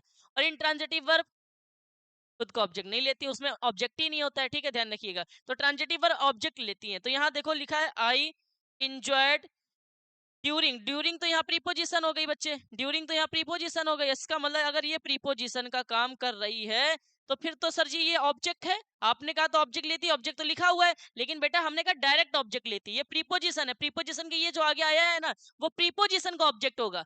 इसका ऑब्जेक्ट कहाँ गया, इसका ऑब्जेक्ट कहाँ गया, तो ध्यान रखना जब कभी इंजॉयड, अवेल, अब्सेंट, बहुत इंपॉर्टेंट है, प्रेजेंट, एडेप्ट, इनमें से कोई भी हमारा वर्ब आई हो, इसके तुरंत बाद हमको क्या चाहिए होता है, खुद का ऑब्जेक्ट चाहिए होता है, इसका ऑब्जेक्ट। तो इसके ऑब्जेक्ट यहाँ पे है नहीं, इसके लिए हम लोग ये रिफ्लेक्सिव प्रोनाउन का यूज करते हैं। अगर ऑब्जेक्ट नहीं लिखा हुआ है तो हम लोग रिफ्लेक्सिव प्रोनाउन का यूज करते हैं, ध्यान रखना,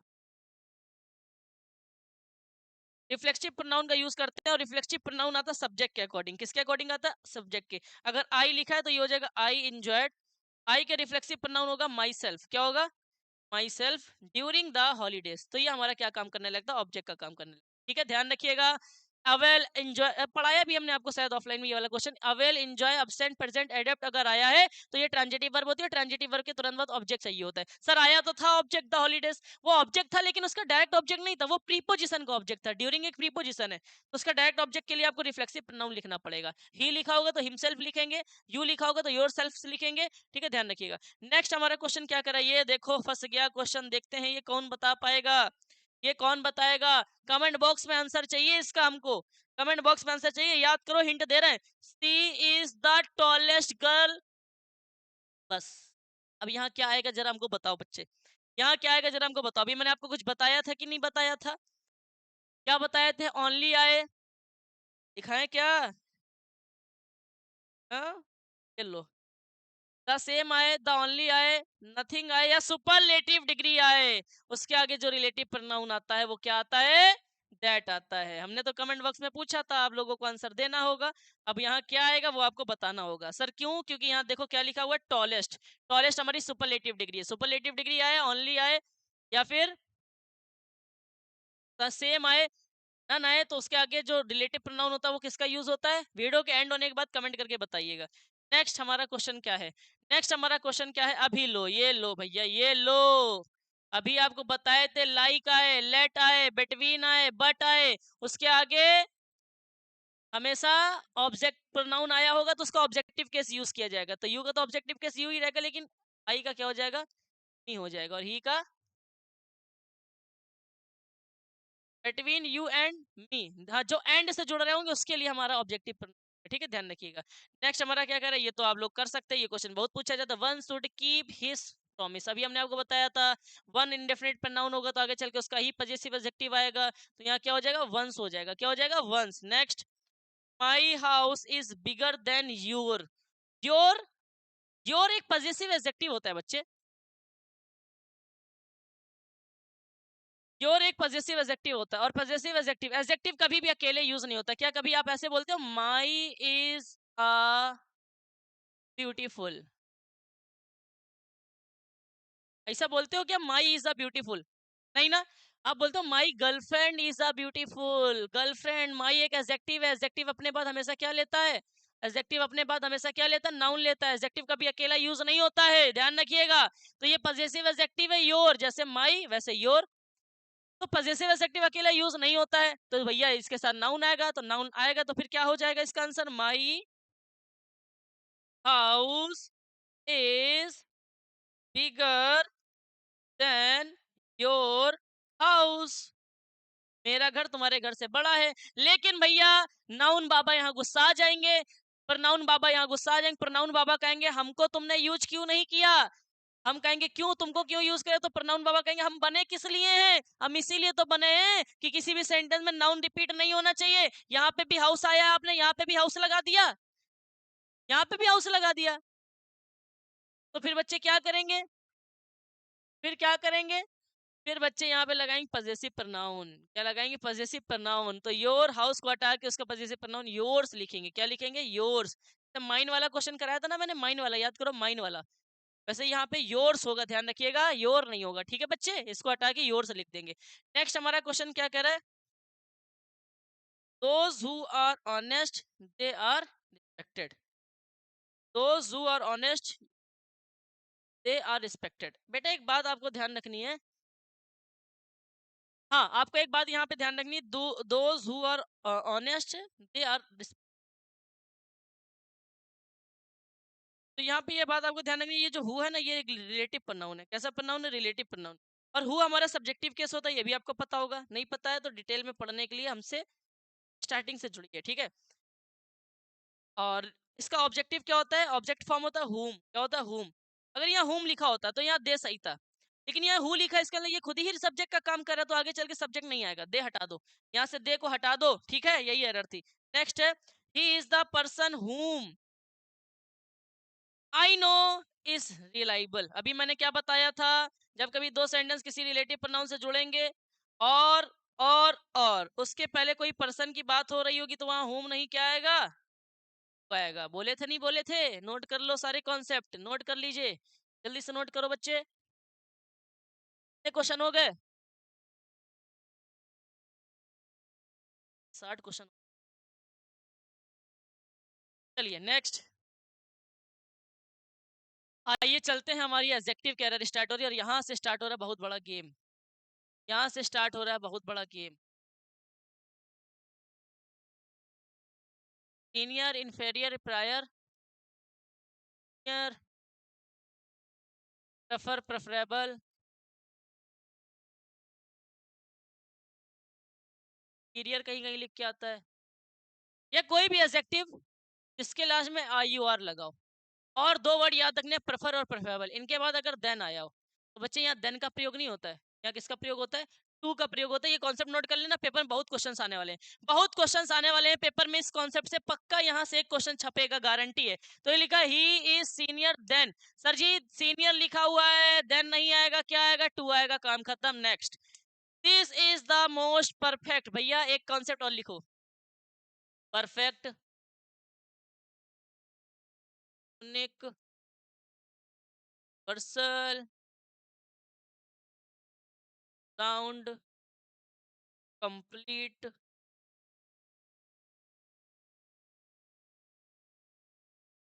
perfect, unique, universal, round, complete. हाँ ये बात ध्यान रखना, ये कंप्लीट डिग्री होती है, ये अपने आप में ही कंप्लीट सेंस रखते हैं, ये कंप्लीट डिग्री होती है, इनके पहले कभी भी मोर और मोस्ट का प्रयोग नहीं किया जाता है, इनके पहले कभी भी मोर और मोस्ट का प्रयोग नहीं किया जाता। ये कुछ वर्ड्स लिख रहा हूँ, लिख लो, पेपर में आता है मेरे बच्चे, हाथ जोड़ के निवेदन है, लिख लो, perfect, unique, universal, round, complete. चलो जितना अभी माइंड में आ रहा है वो हम आपको बता रहे हैं, आगे चलते चलते और भी सारी चीजें क्लियर होने लगेंगी, ठीक है। Perfect, unique, universal, round, complete, absolute लिख दिए, फिर कंप्लीट लिख, कोई बात नहीं, है ना, के साथ के ये अपने आप में ही कंप्लीट सेंस रखते हैं, ये लिखना चाह रहा था मैं, ये अपने आप में ही कंप्लीट सेंस रखते हैं। और अगर अपने आप में ही कंप्लीट सेंस रखते हैं तो बच्चे उसके पहले किसी डिग्री का प्रयोग नहीं होगा, मोर और मोस्ट का प्रयोग नहीं होगा, ध्यान रखिएगा। तो परफेक्ट आया है, तो यहाँ पे मोस्ट, परफेक्ट अपने आप में ही परफेक्ट होता है, तो मोस्ट नहीं लगाना है, ठीक है, ध्यान रखिएगा। ओके, नेक्स्ट हमारा क्या कर रहा है, she is more wiser than her sister. ये देखो वाइजर, वाइजर एक कंपैरेटिव डिग्री है, वाइस वाइजर, वाइजर, ठीक है, वाइजर अपने आप में ही कंपेटिव है, कंपेटिव है तो इसके पहले कंपेटिव के लिए मोर क्यों लगाए हो? जब किसी की कंपेटिव डिग्री नहीं बनती है तब मोर लगाया जाता है। जैसे ब्यूटीफुल की कंपेटिव बनानी है, ब्यूटीफुलर नहीं होगी, उसके लिए मोर लगाएंगे, मोर ब्यूटीफुल। इंटेलिजेंट की कंपेटिव बनानी है, कंपेटिव इंटेलिजेंट नहीं होता है, मोर इंटेलिजेंट होता है, ठीक है। तो जिसकी कंपेटिव नहीं बनती उसके लिए मोर लगाया जाता है, इसकी तो बनी है ऑलरेडी, ईआर लगा हुआ है, तो इसके पहले मोर हटा दो। Next, death is more perfect preferable than dishonour. वो देखो पेपर में क्वेश्चन छप गया, पेपर में आ जाए ना, कमेंट करके बताना इसी वीडियो में सर जी ये क्वेश्चन पेपर में आया था। Death is more preferable than dishonour, preferable, prefer, junior, senior, superior, inferior, इन सब के आगे देन नहीं टू आता है। Done. Next, no less than 50 soldiers were killed. देखो लेस जो होता है ना बच्चे, लेस हमारा होता है अनकाउंटेबल, राइट, और फ्यू होता है हमारा काउंटेबल। तो जब हमारी यहाँ पे काउंटेबल नाउन की बात होती है, ठीक है, लेस जो यहाँ पे आया है, नो लेस जो आया है यहाँ पे, ये सुपरलेटिव डिग्री, लेस लेस, ठीक है, ये तो है तो कंपैरेटिव ही, लेकिन ये अनकाउंटेबल नाउन है। हमको यहाँ पे ये काउंटेबल, ये जो नाउन है ना ये काउंटेबल है, सोल्जर्स काउंटेबल है, काउंटेबल नाउन है तो उसके पहले हमें काउंटेबल नाउन ही चाहिए होगा, काउंटेबल नाउन का एडजेक्टिव चाहिए होगा, तो फ्यू यूज किया जाएगा यहाँ काउंटेबल के लिए। नो लेस नहीं आएगा, लेस अनकाउंटेबल होता है, तो आएगा फ्यू, लेकिन फ्यू नहीं आएगा क्योंकि देन लगा हुआ है, इसका मतलब ये कंपैरेटिव है, लेस कंपैरेटिव है, इसका मतलब कंपैरेटिव डिग्री लगाएंगे, तो फ्यू की कंपैरेटिव होती है फ्यूअर। तो ये क्वेश्चन को ध्यान रखना, ये कॉन्सेप्ट नोट कर लेना, ठीक है। चले नेक्स्ट क्वेश्चन पे चलिए। कह रहा है गोल्ड इज द मोस्ट, अभी फिर वही बात आ गई, gold is the most precious of all other metal. ध्यान रखना, ऑफ ऑल हमने कल आपको डिग्री पढ़ाई थी मैराथन में, ऑफ ऑल हमने बताया था कब आता है, जब सेंटेंस पॉजिटिव में सम या ऑल लगा होता है। और यहाँ पे याद रखना ये अदर नहीं आएगा बेटा, यहाँ पे अदर नहीं आएगा, अदर आता है कंपैरेटिव डिग्री में। किसमें आता है? कंपैरेटिव डिग्री में। ये कौन सी डिग्री लिखी हुई है जरा देख के बताओ, कमेंट करके बताओ, हमने आपको सिखाया था ना कौन सी डिग्री लिखी हुई है। अब इसका फुल फॉर्म बताना कमेंट बॉक्स में, ठीक है। ये वाली डिग्री लिखी हुई है, और इस डिग्री में अदर का प्रयोग नहीं होता है। Any other, most other, many other, some other, all other, इन सब का यूज कहाँ होता है? कंपैरेटिव डिग्री में होता है, तो अदर को हटाना पड़ेगा। Okay next, he is my older brother. ये लो एक और कॉन्सेप्ट लो, ओल्डर पुरानी वस्तुओं के लिए आता है, और ओल्डर के साथ देन आता है, एल्डर आता है ब्लड रिलेशनशिप। एल्डर किसके लिए आता है? ब्लड रिलेशनशिप, ब्लड रिलेशनशिप लिए आएगा, तो अगर एल्डर के आगे कोई प्रीपोजिशन तो क्या यूज करोगे? टू यूज करोगे। तो यहाँ गलती क्या है? He is my older brother, older brother, पुरानी वस्तुओं के लिए ओल्डर आता है। जब कभी ब्लड रिलेशनशिप होता है ना, खूनी रिश्ता, तो वहां पे ओल्डर नहीं किसका यूज किया जाता है? एल्डर का यूज किया जाता है ना, मेरा बड़ा भाई है, तो वहां खूनी रिश्ता, ब्लड रिलेशनशिप, उसके लिए एल्डर आएगा, ध्यान रखिएगा। Next, Kanpur is further from Lucknow than Unnao. एक फर्दर होता है, इसका मतलब होता है दूरी, और एक फर्दर होता है, तो होता है आगे, ठीक है। तो कानपुर आगे है लखनऊ से, उन्नाव से। ऐसा होगा कि कानपुर की दूरी जो है वो लखनऊ और उन्नाव से ज्यादा है ना, तो यहाँ पे फर्दर नहीं यूज होगा, एडजेक्टिव फर्दर यूज होगा, FARTHER। ये कॉन्सेप्ट नोट कर लेना, फर्दर यूज होगा, दूरी के लिए फर्दर यूज किया जाता है। Okay, this is a most unique building. अभी मैंने क्या बताया था? यूनिक क्या होता है? अपने आप में ही कंप्लीट सेंस रखता है, इसके पहले हम लोगों को किसी भी मोर और मोस्ट का प्रयोग नहीं करना है, तो मोस्ट हटा दो। नेक्स्ट, 50वां क्वेश्चन, अर्थ तक पूरा। He is getting taller and more taller. बेटा ये टॉलर अपने आप में ही कंपैरेटिव डिग्री है, और अपने आप में ही कंपैरेटिव डिग्री, तो इसके पहले मोर नहीं लगाएंगे, क्योंकि टॉल अपने आप में ही कंपैरेटिव में लिखा हुआ है ना, तो मोर नहीं लगाएंगे। तो यहाँ से 50 क्वेश्चन हमारे क्या हो गए बच्चे? कंप्लीट हो गए। अब चलते हैं हम लोग अपनी आगे की कहानी को स्टार्ट करते हैं, जरा टाइम देख के बता, ठीक है। नेक्स्ट, नेक्स्ट क्वेश्चन क्या कह रहा है? क्या भी तो ठीक है, टाइम निपट जाएगा। चलो नेक्स्ट क्या कह रहा है? नेक्स्ट हमारी एडजेक्टिव और डिग्री कह रहा है, of the two boys Ravi is the best. बेटा जब कभी दो की बात होती है, ऐसा क्वेश्चन पेपर में आया था इस बार 2025 में, जब कभी दो लोगों के बीच में कंपैरिजन होता है तो वहां कंपैरेटिव डिग्री का यूज होता है। इसका यूज होता है, कंपैरेटिव डिग्री का यूज होता है। अब जब दो से ज्यादा की बात होती है तो वहां सुपरलेटिव डिग्री का यूज होता है। तो यहाँ क्या कर, ऑफ द टू बॉयज,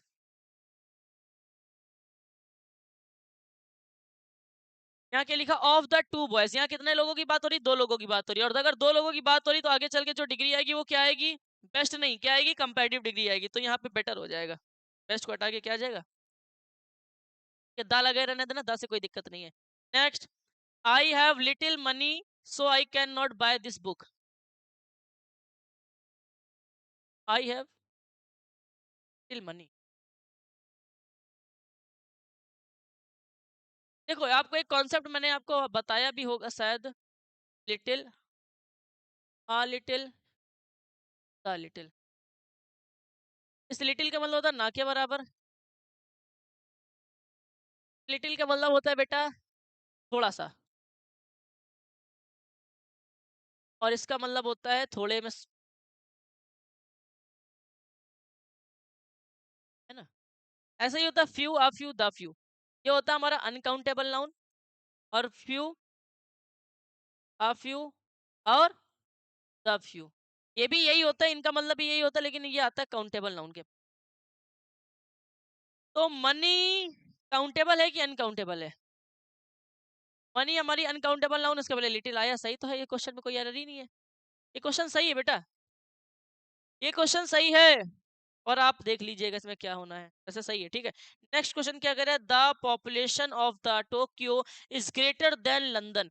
अच्छा, टोक्यो की जो पॉपुलेशन है ना, जनसंख्या है, वो लंदन से ग्रेटर है, मतलब बड़ी है। लंदन से बड़ी है कि लंदन की जनसंख्या से बड़ी है, लंदन की जनसंख्या से बड़ी है, तो जनसंख्या से बड़ी है, तो यहाँ लिखना पड़ेगा द पॉपुलेशन ऑफ लंदन। लेकिन फिर यहाँ पर नाउन रोने लगेगा, पर नाउन कहेगा लो, फिर तुमने नाउन को रिपीट कर दिया, नाउन को रिपीट कर दिया, तो हमारी भूमिका ही क्या रह गई, हम किस लिए बनाए गए हैं, हम किस लिए बनाए गए, हमको यूज करो, यूज करो, यूज करो। तो पॉपुलेशन को हटा के हमको वहां पे यूज करना पड़ेगा एक प्रोनाउन, जिसका नाम होता है दैट ऑफ। क्या होता है, दैट ऑफ। अगर सिंगुलर है तो हमारा दैट ऑफ, सब्जेक्ट सिंगुलर है, अगर सब्जेक्ट सिंगुलर है तो दैट ऑफ, सब्जेक्ट प्लूरल है तो दोज ऑफ। ध्यान रखिएगा, सब्जेक्ट सिंगुलर है तो दैट ऑफ, सब्जेक्ट प्लूरल है तो दोज ऑफ का प्रयोग किया जाता है, ठीक है। He is the most cleverest, ले लो भैया, अपने आप में ही सुपरलेटिव में लिखा है क्लेवरेस्ट, इसके पहले मोस्ट की कोई आवश्यकता ही नहीं है, तो मोस्ट को यहाँ से क्या कर दो, उड़ा के फेंक दो, ठीक है। सी सुपीरियर देन, देखो सुपीरियर के बाद देन नहीं आता, क्या आता है, टू आता है, काम खत्म। चलते हैं नेक्स्ट क्वेश्चन की तरफ, कॉन्सेप्ट सारे नोट कर लो। नेक्स्ट क्वेश्चन यहाँ पे क्या है, वर्ब की और सब्जेक्ट वर्ब एग्रीमेंट। चलो सेक्शन 4 स्टार्ट हुआ है। Neither of the to maps, अभी मैंने आपको बताया था ईच एवरी आइदर नाइदर के आगे अगर ऑफ आया है तो आगे चल के जो नाउन आएगा वो प्लूरल होगा, बिल्कुल सही है, प्लूरल यूज हुआ है मैप्स। लेकिन वर्ब सिंगुलर होगी, तो वर्ब सिंगुलर होगी तो वर नहीं आएगा, क्या आएगा, वॉज आएगा। कॉन्सेप्ट लिखे थे, याद है कि नहीं याद है, याद कर लेना, क्वेश्चन बहुत आता है। ये लो, each of the suspected man, suspected man, man M E N plural होता है, एम ई एन प्लूरल होता है, एम ए एन सिंगुलर होता है। तो ईच के बाद ऑफ आया, उसके बाद हमारा यहाँ पे ये तो सही है प्लूरल, लेकिन वर्ब कैसी आएगी, सिंगुलर, तो यहाँ वर्ब नहीं आएगा, वॉज आएगा, वही कॉन्सेप्ट।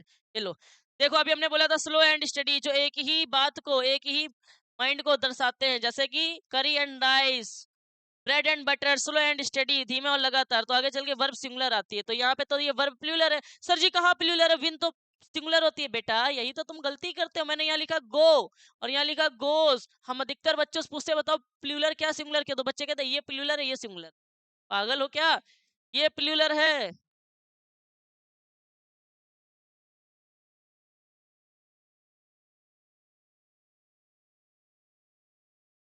हेलो बच्चों, लाइट चली गई थी जिसकी वजह से थोड़ा सा वीडियो में डिस्टरबेंस हो गई, ध्यान से समझिएगा जरा। Slow and study win the race, यहाँ पे हम लोग थे और हमने आपको बताया था जब कभी दो वर्ड्स नाउन के साथ जुड़ रहे हो और एक ही माइंड को रिप्रेजेंट कर रहे हो, जैसे स्लो एंड स्टडी, करी एंड राइस, है ना, ब्रेड एंड बटर, ये सारे वर्ड्स एक ही बात को रिप्रेजेंट करते हैं, तो आगे चल के वर्ब सिंगुलर आती है। और हम बात कर रहे थे, बच्चे कहेंगे वर्ब सिंगुलर लगी तो है सर जी, तो मैंने आपसे बोला था बेटा, कुछ बच्चों से मैंने क्वेश्चंस किए गो और गोज, तो मैंने पूछा बेटा गो सिंगुलर है कि गो सिंगुलर है, तो बच्चे कहते सर गो सिंगुलर है। नहीं बेटा, गो एक प्लूरल वर्ब है, गो एक प्लूरल वर्ब है और गोज एक सिंगुलर वर्ब है। क्यों, जब किसी वर्ब में एस या यस लग जाता है तो वो सिंगुलर बन जाता है बेटा, ध्यान रखना। और जब कभी किसी नाउन में एस या यस लग जाता है तो वह नाउन प्लूरल बन जाता है।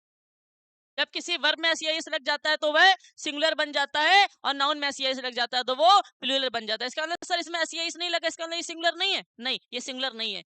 तो सर हमको यहाँ सिंगुलर वर्ब चाहिए थी, क्यों? क्योंकि स्लो एंड स्टडी एक ही माइंड को प्रेजेंट कर रहे हैं, इसलिए यहाँ सिंगुलर वर्ब चाहिए। तो सिंगुलर वर्ब चाहिए के लिए क्या करना पड़ेगा आपको? वर्ब में एस लगाना पड़ेगा। तो यहाँ हो जाएगा विंस द रेस। क्या हो जाएगा बच्चों? Wins the race. Next question हम आपको बताने जा रहे हैं, more than one person was present there. देखो मोर देन के बाद एक कॉन्सेप्ट लिख लो। मोर देन के बाद चाहे नाउन हो और चाहे वर्ब हो, ये दोनों के दोनों ही कैसे आते हैं? सिंगुलर यूज होते हैं। और ये यहाँ पे सिंगुलर ही लिखे हुए हैं बेटा। पेपर में एरर आएगी, यहाँ पे वर लिखा होगा। क्या लिखा होगा? वर। आप इसको हटा के क्या लगा देना? वॉस कर देना। वैसे इस क्वेश्चन में अभी के लिए कोई एरर नहीं है। क्यों सर? क्योंकि आपने ही बताया मोर देन वन के बाद जो नाउन होगा वो भी सिंगुलर होगा और वर भी सिंगुलर होगी, तो दोनों सिंगुलर ही लिखे। इसका ये क्वेश्चन सही है। Okay, next, the quality of the apples are very good. यहाँ पे एरर बेटा क्या है? ध्यान रखिएगा, ये जो आर आया ये एप्पल्स के लिए नहीं आया है, आर आया है इस क्वालिटी के लिए। ठीक है, ध्यान रखिएगा। तो क्वालिटी सिंगुलर है, तो आर के अकॉर्डिंग यहाँ पे क्या आएगा? क्वालिटी के अकॉर्डिंग यहाँ पे आर की जगह क्या आएगा? इज आएगा। ये बात आपको ध्यान रखनी। जब कभी ऑफ से जुड़ा हो सब्जेक्ट, तो इसके अकॉर्डिंग वर्ब नहीं आएगी, इसके अकॉर्डिंग वर्ब आएगी, पहले वाले के अकॉर्डिंग। ठीक है, चलते हैं नेक्स्ट क्वेश्चन की तरफ। और नेक्स्ट क्वेश्चन हमारा क्या कह रहा है? बहुत प्यारा question. Many a man have been killed in the war. ध्यान रखना, many plus a plus verb, noun singular आता है और वर्ब भी सिंगुलर आता है। ये आपको बात ध्यान रखना। क्या याद रखना है? कि मैनी आया हो, उसके बाद ए लिखा हो, उसके बाद नाउन जो होगा वो भी सिंगुलर होगा और साथ ही साथ वर्ब भी सिंगुलर होगी। तो यहाँ लेकिन वर्ब प्लूरल लगी थी, प्लूरल के अकॉर्डिंग यहाँ पे हैज आ जाएगा। यहाँ पे सिंगुलर वर्ब आ जाएगी हैज। क्यों? क्योंकि मैनी के बाद ए आया हो तो उसके बाद नाउन सिंगुलर होता है, वर्ब कैसी होती है? सिंगुलर होती है। तो है, नाउन तो सिंगुलर लिखा है लेकिन वर्ब सिंगुलर नहीं थी, इस हैव की जगह मैंने क्या कर दिया? हैज कर दिया। नेक्स्ट क्वेश्चन हमारा यहाँ पे इमेजिनरी सेंटेंस का है। इमेजिनरी सेंटेंस यहाँ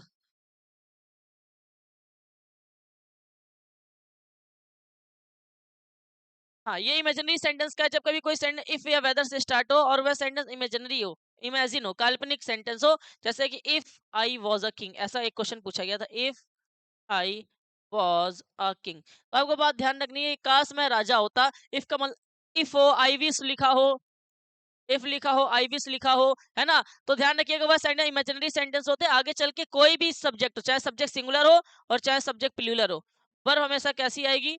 वर ही आएगी। वर, वर आता है इमेजिनरी सेंटेंस के लिए। तो I wish I was a king नहीं होता, I wish I were a king, काश मैं राजा होता। इसी तरीके से यहाँ पे भी होगा, इफ आई वॉज यू, काश मैं तुम होते, तो I would never do that, मैं ये कभी ना होने देता, है ना? तो यहाँ पे वॉज नहीं आएगा। जहां काश की बात होती है तो वहां वर आता है, इमेजिनरी सेंटेंस में वर आता है, ध्यान रखिएगा। Next, I have finished my work yesterday. ध्यान रखिएगा, ये यस्टरडे एक पास्ट टाइम है, यस्टरडे एक पास्ट टाइम है, चाहे यस्टरडे लगा हो,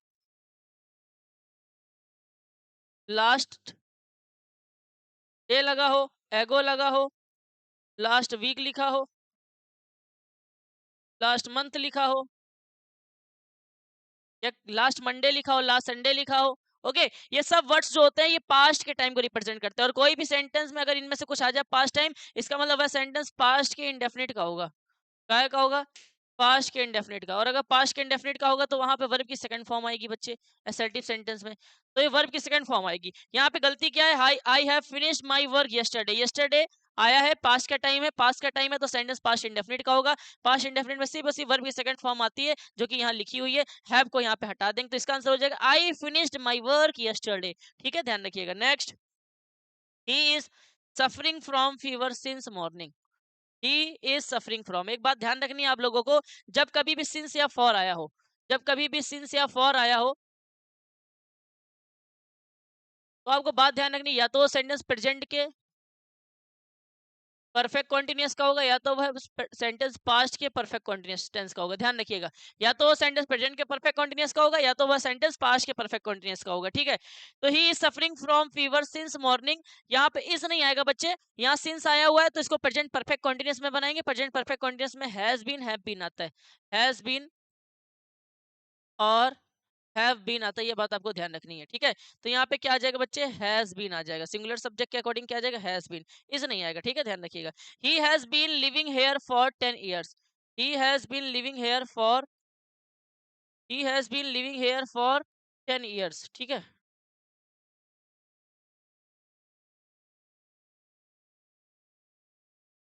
he has been living here for 10 years, ये तो सही है यार, क्योंकि पीरियड ऑफ टाइम दे रखा है। अच्छा, ये गलती क्या आती है भाई, अब मैं सोचने में पड़ गया। यहाँ पे सिंस लिख के आएगा पेपर में, क्या लिख के आएगा? सिंस। आपको इसको सही करना होगा, अभी मैंने कुछ क्वेश्चंस में नो एरर डाल दिए। He has been living here since 10 year, ध्यान रखना पीरियड ऑफ टाइम के पहले एक कॉन्सेप्ट और लिख लो कहीं पे भी, पीरियड ऑफ टाइम के पहले फॉर आता है, पीरियड, और पर्टिकुलर टाइम के पहले सिंस आता है। सर पीरियड ऑफ टाइम क्या होता है? पीरियड ऑफ टाइम का मतलब होता है जब कभी किसी के आगे काउंटिंग लिखी हो, जैसे 2 years, 2 days, 10 days, 10 years, 10 months, है ना, ये सब हमारे पीरियड ऑफ टाइम है। जैसे मैं बोल दूं संडे, मंडे, जनवरी, फेबररी, इवनिंग, मॉर्निंग, ये सब पर्टिकुलर टाइम होता है। 2 o'clock, 5 o'clock, ये सब पर्टिकुलर टाइम है, ध्यान रखिएगा। तो पर्टिकुलर टाइम के पहले सिंस आता है, तो ये तो वैसे भी टेन लिखा है, इसका मतलब ये पीरियड, पीरियड टाइम के पहले फॉर आता है, इसका मतलब ये सेंटेंस सही था, इसमें कोई एरर नहीं थी, ठीक है, ध्यान रखिएगा। चलते हैं नेक्स्ट क्वेश्चन की तरफ। नेक्स्ट क्वेश्चन यहाँ पे क्या कह रहा है? नेक्स्ट क्वेश्चन कह रहा है 2 and 2 makes 4, ध्यान रखना जब 2 and 2 makes 4, ये एक यूनिवर्सल ट्रूथ है, तो मतलब एक प्रूवर्ब है, प्रूवर्ब के लिए यहाँ पे मेक्स नहीं होता बेटा, मेक होता है, ध्यान रखिएगा, मेक होता है। क्यों? क्योंकि 2 and 2 यहाँ पे दो प्लूरल बन रहे, मतलब 2 and 2 मिलके यहाँ दो और दो मिलके क्या होते हैं? 4 होते हैं। तो ये वैसे दोनों सही है, मॉडर्न इंग्लिश में मेक्स लिखा जाता है, ग्रामेटिकल जो मिस्टेक है वो यहाँ पे क्या है, मेक्स नहीं होगा, मेक होगा, ठीक है। क्यों ग्रामर के अकॉर्डिंग क्यों मेक होगा? क्योंकि 2 और 2 एंड से जुड़े हुए प्लूरल सब्जेक्ट बन गए, प्लूरल बन गया, इसका मतलब प्लूरल वर्ब आएगी, प्लूरल वर्ब तब आती है जब उसमें एस एस नहीं लगा होता, तो में एस हटाना पड़ेगा, अन्यथा मॉडर्न इंग्लिश में ये दोनों सेंटेंस सही होते हैं, ठीक है। The king with all his ministers were present. अच्छा, देखो विथ लिखा है, एक बात याद रखना, अलोंग विथ लिखा हो, टुगेदर विथ लिखा हो, सर एक मिनट रुकिएगा, विथ एज वेल एज, ये वाला हमने क्वेश्चन आपको कराया था, एज आया या विथ आया हो, तो ध्यान रखिएगा जो वर्ब आती है ना बच्चे, जब कभी along with, together with, as well as और with, ये दो सब्जेक्ट जोड़ रहे हो, दो सब्जेक्ट को जोड़ रहे हो, सब्जेक्ट नंबर 1, इसके आगे एक लिखा होगा सब्जेक्ट नंबर 2, इसके आगे लिखा होगा सब्जेक्ट नंबर 2, और इसके आगे आएगी वर्ब। तो ये जो वर्ब आएगी ना, वो इसके अकॉर्डिंग नहीं आएगी, ये जो वर्ब आएगी वो अपने पहले वाले सब्जेक्ट के अकॉर्डिंग आएगी, ये कॉन्सेप्ट नोट कर लेना, बहुत इंपॉर्टेंट कॉन्सेप्ट है। along with, together with, as well as, या विथ से कभी दो सब्जेक्ट जुड़ रहे होंगे तो आगे आने वाली वर्ब अपने सब्जेक्ट नंबर 1 के अकॉर्डिंग आती है, ठीक है, ध्यान रखिएगा। तो यहाँ पे जो वर्ब आई है वो ऑल हिज मिनिस्टर्स के अकॉर्डिंग नहीं आएगी, क्योंकि ये विथ से जुड़ रहा है, ध्यान रखिएगा। आगे आने वाली जो वर्ब होगी वो किसके अकॉर्डिंग आएगी? पहले वाले सब्जेक्ट के अकॉर्डिंग आएगी। पहला वाला सब्जेक्ट सिंगुलर है, इसका मतलब यहाँ पे वर्ब नहीं आएगा, क्या आएगा? वॉज आएगा, सिंगुलर वर्ब आएगी, ठीक है, ध्यान रखिएगा। नेक्स्ट हमारा क्वेश्चन कह रहा है आई विश, अभी मैंने आपको बताया था आई विश हो या इफ लगा हो वो हमारा सेंटेंस इमेजिनरी होता है, इमेजिनरी सेंटेंस में हम लोगों को वर्ब लगानी होती है, ध्यान रखिएगा। आई विश, काश में चिड़िया होती, है ना, तो काश इमेजिनरी सेंटेंस में वर्ब आता है, ठीक है, ध्यान रखिएगा। नेक्स्ट देखो, अभी फिर वही क्वेश्चन आ गया, he as well as his friends are coming, अभी मैंने क्या बोला? along with, टुगेदर with या एज वेल एज से कभी भी दो सब्जेक्ट जोड़े, सब्जेक्ट नंबर 1 और ये सब्जेक्ट नंबर 2, तो आगे आने वाली ये जो वर्ब होगी ना, ये इसके अकॉर्डिंग नहीं आएगी, अपने पहले वाले सब्जेक्ट के अकॉर्डिंग आएगी। पहला वाला सब्जेक्ट सिंगुलर है तो यहाँ पे क्या आएगा? सिंगुलर वर्ब आएगी, is. Okay, next, he entered into the room silently. Entered हमारी ट्रांजिटिव वर्ब होती है, ध्यान रखिएगा। अगर ट्रांजिटिव वर्ब है तो इसके आगे हम लोगों को सिर्फ और सिर्फ ऑब्जेक्ट चाहिए होता है, इसलिए यहाँ पे हमको इनटू हटाना पड़ेगा, और वैसे भी एंटर्ड के साथ इनटू का प्रयोग नहीं होता, लिख लीजिएगा, ठीक है, एंटर्ड के साथ इनटू का प्रयोग नहीं होता है, ओके, ध्यान रखिएगा, ठीक है बच्चे, नोट कर लो।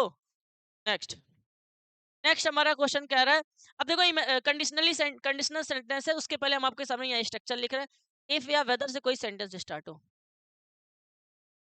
पहला क्लॉज और दूसरा क्लॉज, दूसरे क्लॉज में अगर सेल या विल लगा होगा, ये हमने आपको क्लास में भी लिखाया था, तो पहला क्लॉज जो होगा वो होगा प्रेजेंट इंडेफिनिट का, मतलब अगर दूसरा प्रेजेंट पास्ट, दूसरा अगर फ्यूचर इंडेफिनिट में दे रखा होगा तो पहला प्रेजेंट इंडेफिनिट में लिखा जाएगा, ठीक है। यदि सेंटेंस के स्टार्टिंग में इफ या वेदर लगा हुआ है और दूसरे सेंटेंस में वुड लगा हुआ है, वुड, तो ध्यान रखिएगा पहला सेंटेंस जो होगा वो होगा पास्ट इंडेफिनिट का, ठीक है। अभी आपके लिए यहाँ पे बहुत सारे क्वेश्चन लेके आए, पास्ट इंडेफिनिट का मतलब होता है वहां पे वर्ब की सेकंड फॉर्म आई होगी, ठीक है। और अगर कोई भी सेंटेंस इफ या वेदर से स्टार्ट हो रहा है, ये कंडीशनल सेंटेंस होते हैं, ध्यान रखिएगा, ठीक है। और आगे वाले सेंटेंस में वुड हैव लगा हुआ है बच्चे, क्या लगा हुआ है, वुड हैव। तो ध्यान रखना पहला वाला जो सेंटेंस होगा वो होगा पास्ट परफेक्ट टेंस का। इसका होगा पास्ट परफेक्ट। पास्ट परफेक्ट में आता है हैड प्लस वर्ब की third form, had plus verb की थर्ड। ये कॉन्सेप्ट आप लोग नोट कर लो जल्दी फटाक से। मैंने क्या लिखा है, यदि कोई भी सेंटेंस इफ या वेदर से स्टार्ट हो, दूसरा सेंटेंस में शैल या विल आया हो, पहला सेंटेंस प्रेजेंट इंडेफिनिट का होगा। प्रेजेंट इंडेफिनिट का मतलब होता है वर्ब में एस लगा होगा अगर सब्जेक्ट सिंगुलर होगा तो, अन्यथा वर्ब में एस नहीं लगेगा सब्जेक्ट प्लूरल होगा तो। अगर दूसरे सेंटेंस में वुड आया है तो पहला सेंटेंस पास्ट इंडेफिनिट का होगा, और दूसरे सेंटेंस में अगर वुड हैव आया तो पहला सेंटेंस में हैड प्लस वर्ब की थर्ड फॉर्म आएगी। बात ध्यान रख लीजिए, ठीक है बच्चे। क्वेश्चन कह रहा है इफ ही विल कम, भाई यही पूछा गया 2025 में भी, 2024 में भी, 2023 में भी यही क्वेश्चन आया था same to same. If he will come I shall help him. मैंने कहा यदि अगर कोई सेंटेंस इफ या वेदर से स्टार्ट हो रहा हो और उसके दूसरे सेंटेंस में शैल या विल आया हो, तो पहला सेंटेंस जो होगा वो हमारा प्रेजेंट इंडेफिनिट का होगा। प्रेजेंट इंडेफिनिट का होगा, लेकिन ये सब तो फ्यूचर इंडेफिनिट का लिखा है, इसको यहाँ से विल को हटा दो। प्रेजेंट इंडेफिनिट बनाने के लिए आपको पता होगा प्रेजेंट इंडेफिनिट में अगर सब्जेक्ट सिंगुलर है तो वर्ब में एस लग जाता, तो ये हो जाएगा if he comes I shall help him. ये हमारा इसका फाइनल आंसर हो गया। बेटा वो कॉन्सेप्ट नोट कर लेना जो मैंने यहाँ लिखा है, यदि दूसरे सेंटेंस में शैल या विल आएगा तो पहला सेंटेंस प्रेजेंट इंडेफिनिट का होगा, ध्यान रखना, ठीक है। तो मैंने विल को हटा के इसको प्रेजेंट इंडेफिनिट बना दिया। Next, if I had money I will give it to you. देखो यहाँ क्या लगा हुआ है, विल लगा हुआ है। यदि कोई भी सेंटेंस इफ या वेदर से स्टार्ट हो और दूसरे सेंटेंस में शैल या विल लगा हो, तो ध्यान रखना है बच्चे पहला सेंटेंस में हमारे क्या आएगा,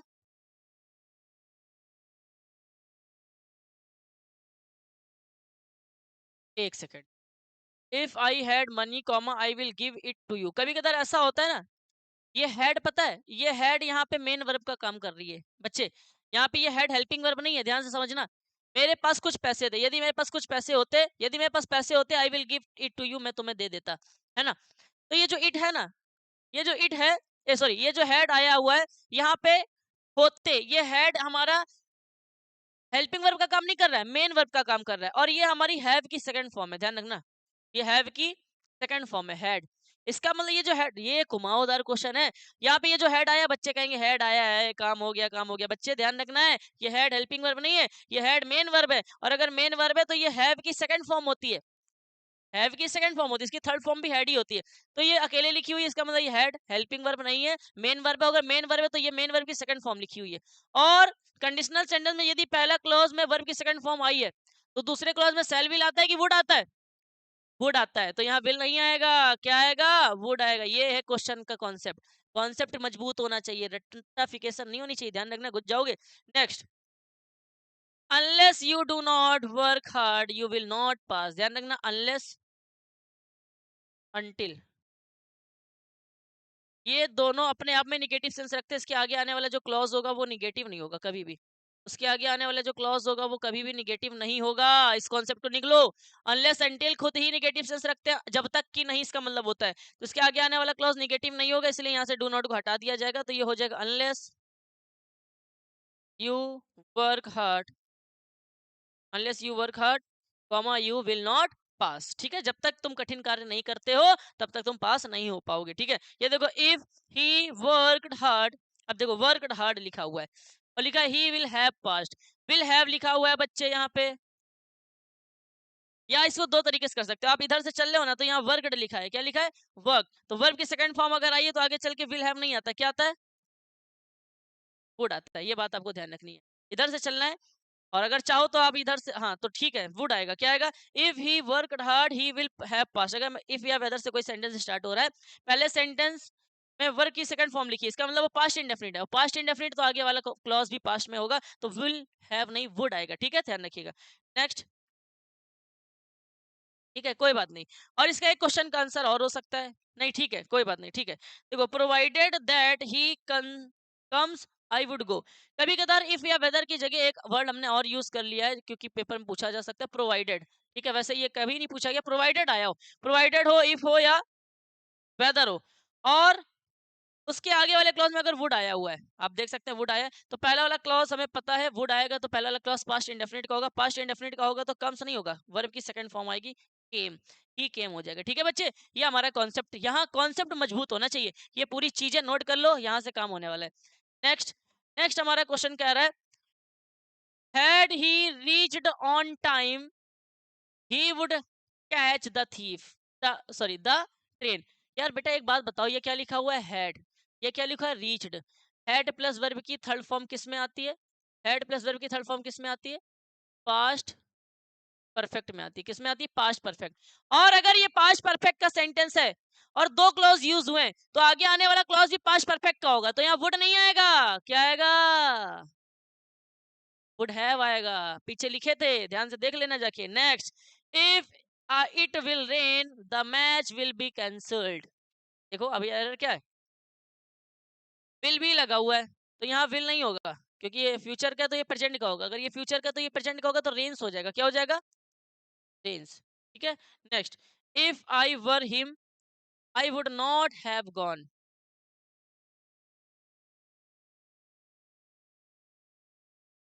ध्यान रखिएगा, इफ आई वर, जब कभी इफ से कोई सेंटेंस स्टार्ट हो रहा हो और दो प्रोनाउन जुड़ रहे हो, तो दोनों सब्जेक्टिव केस में होने चाहिए। ध्यान रखिएगा, तो इफ आई वर ही हो जाएगा। ठीक है, ध्यान रखिएगा। Next, suppose if he fails. Suppose करो, सपोज वाला भी सेंटेंस आता है। सपोज लिखा होगा, यहाँ पे सपोज भी लिख लेना। ठीक है, यहाँ पे जो प्रोवाइडेड लिखा है यहाँ सपोज भी लिख लो। कुछ भी हो सकता है, जरूरी नहीं इफ से ही स्टार्ट हो, सपोज से भी स्टार्ट हो सकता है। सपोज से स्टार्ट होगा और कंडीशनल सेंटेंस होगा। देखो ना, सपोज इफ लिखा हुआ है, तो दूसरे वाले में अगर विल लिखा हुआ है तो पहला वाला हमारा,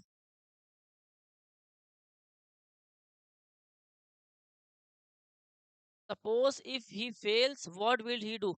यहाँ पे तो ये एरर नहीं है क्योंकि यहाँ पे फ्यूचर इंडेफिनिट अगर होगा तो पहला वाला प्रेजेंट इंडेफिनिट का होगा, प्रेजेंट इंडेफिनिट में लिखा है। इसकी एरर क्या पता है बेटा? इसकी एरर ये, अभी हमने आपसे क्या कहा, हमने आपसे कहा हो सकता है सेंटेंस सपोज से स्टार्ट हो सकता है प्रोवाइडेड से स्टार्ट हो सकता है इफ से स्टार्ट हो, या हो सकता है वेदर से स्टार्ट हो। मैंने ये तो नहीं कहा कि सेंटेंस में सपोज प्रोवाइडेड इफ वेदर एक साथ आ जाएंगे, नहीं। ये इन सब का मतलब एक ही होता है, या तो सपोज लगेगा या तो इफ लगेगा। यहाँ पे ध्यान रखिएगा, या तो सपोज लगेगा या तो इफ लगेगा, या तो सपोज को हटा दो या तो इफ को हटा दो। ये एरर है, ध्यान रखिएगा, ध्यान रखिएगा।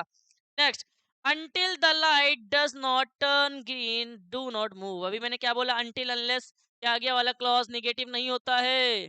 until unless के आगे वाला क्लॉज निगेटिव नहीं होता है, तो until the light does not नहीं होगा यहाँ पे, इसको हटा दो। तो जब इसको हटा देंगे ना बेटा, तो डू डस तब आता है जब वर्ब में एस यस लगा होता है, तो इसमें वर्ब में एस लगाना पड़ेगा, टर्न्स लिख दीजिएगा, टर्न्स।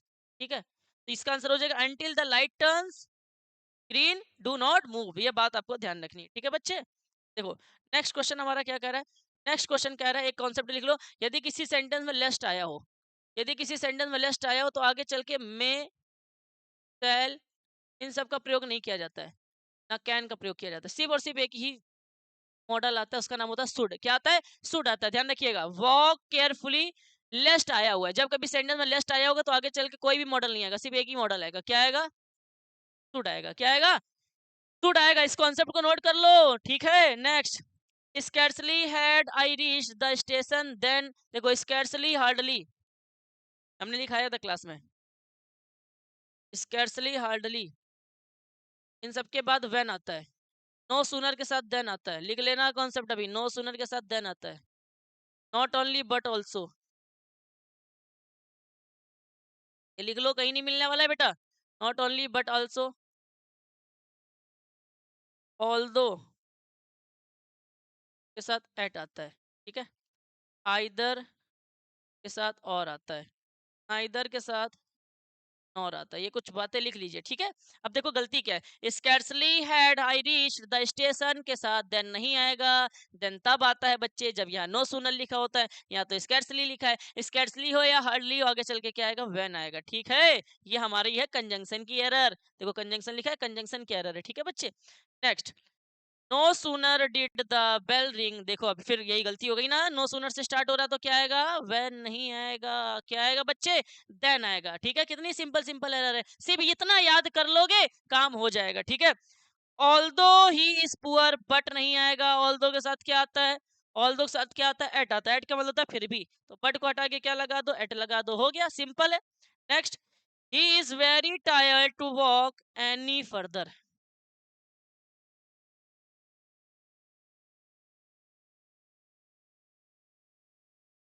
बेटा आपको पता है, जब हमारा कुछ ऐसा सेंटेंस दिखाई देता है, हमने आपको एक कॉन्सेप्ट दिया था, वेरी तब आता है जब आगे हमारा प्रेजेंट पार्टिसिपल होता है।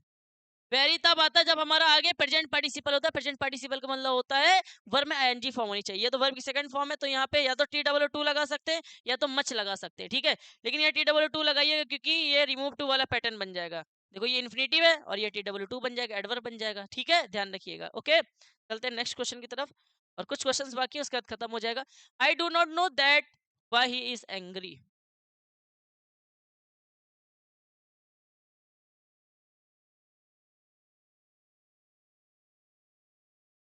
अच्छा, आप लोगों ने अगर नरेशन पढ़ रखा होगा तो उसमें भी आप लोगों ने सीखा होगा। यहाँ पे क्या है कि आई डू नॉट दैट, मैं नहीं जानता, वाई ही इज एंग्री, वह क्यों एंग्री है। अब ये भी दैट लगा, ये वाई भी लगा, ये भी कंजंक्शन का काम कर रहा है और ये भी कंजंक्शन का काम कर रहा है, तो दो कंजंक्शन एक साथ तो नहीं आने वाले, तो एक को हटा दो, दैट को हटा दो। क्या कर दो, दैट को हटा दीजिए, तो ये हो जाएगा I do not know why he is angry. ठीक है, next, she is so weak that she can not walk. आप इसको रिमूव टू की पैटर्न में बदल सकते हो, ही इज, सो को हटा के लगा दो टू वीक, दैट को हटा के क्या आएगा, टू, सी कैन नॉट हट जाएगा, ये क्या हो जाएगा, वॉक आ जाएगा। ठीक है, ऐसे क्वेश्चन अगर आए तो इस तरीके से किया जा सकता है। ठीक है बच्चे, नेक्स्ट, नेक्स्ट है he is enough rich to buy a car. Is enough rich to buy a car. एक बात ध्यान रखना, इनफ जो होगा ना वो रिच के बाद आएगा बच्चा। ही इज रिच, वह अमीर है, वो इतना अमीर है कि कार खरीदने के लिए वो बहुत अमीर है ना, कार खरीदने के लिए वो बहुत अमीर है, है ना, तो रिच इनफ होता है बेटा, इनफ बाद में आएगा, ध्यान रखना, ठीक है, रिच के बाद में आएगा। ओके, ये देखो अभी हमने आपको बताया था अनलेस अनटिल से कोई सेंटेंस स्टार्ट हो, बोले तो नहीं बोले थे, तो आगे चलने वाला जो क्लॉज होगा वो निगेटिव नहीं होगा, तो डू नॉट लगा है तो डू नॉट हटा दो। सर इसमें एस नहीं लगाओगे क्या, एस तब लगाते हैं जब यहाँ डज नॉट लिखा होता है, तो ये हो जाएगा unless you tell the truth comma I will punish you. ठीक है, next, he is as tall if not taller than his brother. आपको पता होगा कि जब कभी हमने आपको बताया था पॉजिटिव डिग्री, कि जब कभी भी एज के साथ एडजेक्टिव आया हो तो उसके आगे भी एडजेक्टिव आएगा, एज आएगा, क्योंकि ये सिमिली का काम करता है, कंपैरिजन का काम करता है, राइट। तो यहाँ एज टॉल एज हो जाएगा, ध्यान रखना, he is as tall as. ठीक है, ध्यान रखिएगा, एज और एज का पेयर चलता है, सो और एज का पेयर चलता है, ये बात आपको ध्यान रखनी है। नेक्स्ट हमारे क्वेश्चन कुछ आ चुके हैं, आर्टिकल की एरर और प्रीपोजिशन की एरर कुछ यहाँ पे इंपॉर्टेंट है। He is N European by birth, देखो जब कभी भी चोंच बने यूरोपियन, भले ही वो वॉवेल से क्यों ना स्टार्ट हो रहा, ए ई आई ओ यू, बच्चे सोचते हैं इससे स्टार्ट हो रहा है इसका मतलब ये वॉवेल है, और वॉवेल से स्टार्ट हो रहा है इसका मतलब इसके पहले एन आएगा। बच्चे ये भूल जाओ, ये याद रखो, एन वहां आता है जब कोई साउंड, जब उसको बोलने पे वोकल साउंड का यूज हो, और कॉन्सोनेंट साउंड के पहले ए आता है, कॉन्सोनेंट साउंड के पहले ए आता है, कॉन्सोनेंट साउंड के पहले क्या आता है, ए आता है, ये बात आपको ध्यान रखनी है। ठीक है, तो अच्छा यूरोपियन, अब यूरोपियन बोलोगे ना तो यूरोपियन, कॉन्सोनेंट वोवल में क्या अंतर है, वोवल का मतलब होता है स्वर, कॉन्सोनेंट का मतलब होता है व्यंजन, स्वर का मतलब होता है जब आप आ ई ओ ओ अंगा, जब मुंह खुलता है तब हमारा वोकल साउंड होता है कुल मिला के। और कॉन्सोनेंट साउंड वो होता है जब हमारे किसी वर्ड को बोलते समय मुंह मत खुले, चोंच बनती है, वहां पे हम लोगों का कॉन्सोनेंट साउंड ए आता है। ठीक है, he is N European, European, मुंह खुल रहा है क्या, नहीं, यूरोपियन, यूरोपियन, यू से स्टार्ट हो रहा है तो एन नहीं आएगा, ए आएगा। ठीक है, ध्यान रखिएगा। Next, the sun rises in east, अच्छा ध्यान रखिएगा, name of direction, name of river, name of mountain, name of canal, canal का मतलब होता है नहर, नेम ऑफ डायरेक्शन हो गया, name of universe, name of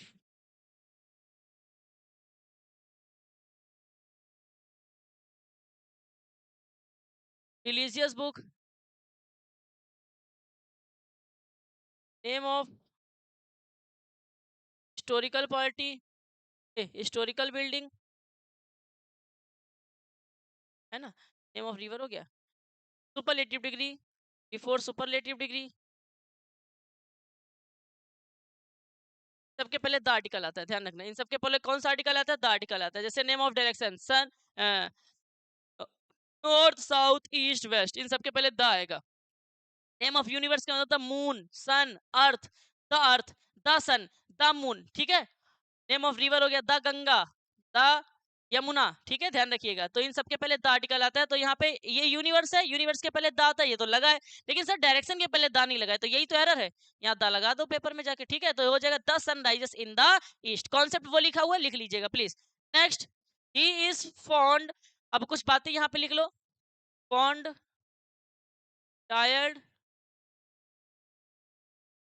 confident, afraid, हमने क्लास में लिखाया था इसको, 8-10 वर्ड लिखाए थे। Fond of, tired of, confident of, afraid of. Fond of का मतलब शौकीन होता है, टायर्ड ऑफ का मतलब थका हुआ, और भी था। सबके साथ ऑफ प्रीपोजिशन का प्रयोग होता है, फिक्स प्रीपोजिशन का प्रयोग होता है, ठीक है, ध्यान रखिएगा। तो यहाँ ऑफ आएगा, क्या आएगा?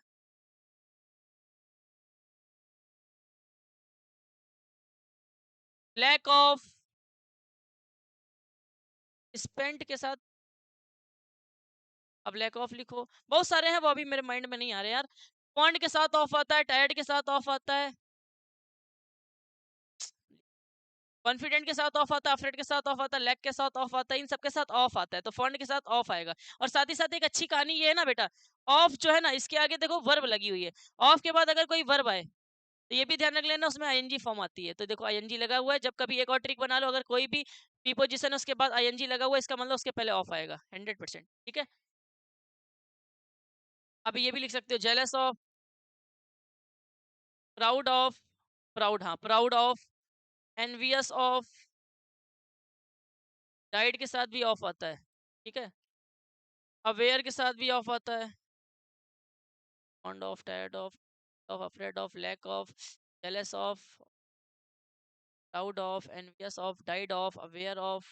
ऐसी बहुत सारी हैं यार, है ना, माइंड में है, लेकिन बहुत सारी चीजें, इतनी सारी चीजें एक साथ माइंड में नहीं होती ना, मतलब जब जैसे जैसे सेंटेंस आता है ना, वैसे वैसे चीजें याद आती हैं बच्चे, ठीक है। तो अभी के लिए मुझे इतनी याद आ रही है, आप लिख लीजिएगा। फॉन्ट के साथ ऑफ आता है, टैड के साथ ऑफ आता है, कॉन्फिडेंट के साथ ऑफ आता है, अफ्रेड के साथ ऑफ आता है, lack of, jealous of, proud of, envious of, died, जब कोई किसी बीमारी से मरता है तो उसके साथ ऑफ आता है, अवेयर ऑफ आता है, ठीक है, ध्यान रखिएगा। तो इस फॉन्ट ऑफ आएगा। अच्छा एक चीज और हमने बताया, ऑफ के बाद अगर वर्ब आई है तो आईएनजी फॉर्म आएगी। तो अगर कोई भी प्रीपोजिशन के बाद वर्ब दिखाई दे रही है, उसमें आईएनजी लगी है, तो याद नहीं करना पड़ेगा, उसके पहले ऑफ लगा देना, काम खत्म।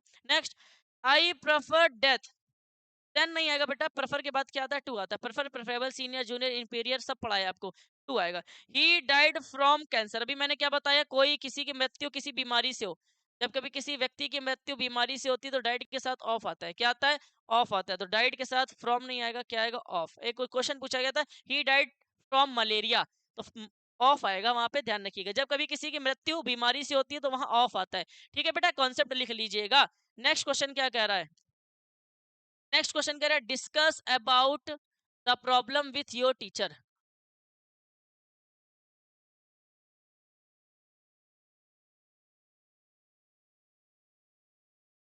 एक बात लिखो, डिस्कस, डिस्क्राइब द,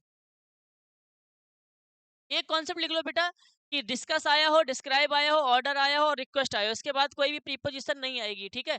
कोई भी प्रीपोजिशन का प्रयोग नहीं होगा, डायरेक्टली ऑब्जेक्ट आता है, इसके तुरंत बाद ऑब्जेक्ट आता है, डायरेक्ट ऑब्जेक्ट आता है। अगर प्रीपोजिशन लगा दोगे तो फिर वो प्रीपोजिशन का ऑब्जेक्ट बन जाएगा, ठीक है। ध्यान रखना, डिस्कस आया हो, डिस्क्राइब आया हो, रिक्वेस्ट आया हो या ऑर्डर आया हो, उसके बाद हमको कोई भी प्रीपोजिशन नहीं लानी होती, डायरेक्टली हमारा क्या आ जाता है? ऑब्जेक्ट आ जाता है, ठीक है। Next, he aimed on the bird, aim के साथ एट आता है बेटा। सरप्राइज के साथ एट आता है, विथ भी आता है। ये तो बहुत सारी चीजें, वो तो बात की बात है, सेंटेंस क्या कह रहा है उसके अकॉर्डिंग दिखना पड़ता है। अभी के लिए इतना याद रखो, एम के साथ, अच्छा, नॉक्ड एट होता है, नॉक के साथ भी एट आता है। चलो अभी के लिए इतना याद रखो, एम के साथ क्या आएगा? एट आएगा, ठीक है बच्चे। Next, he has been ill from fever, ill के साथ विथ आता है, एक सेकंड, ये वो वाला क्वेश्चन नहीं है।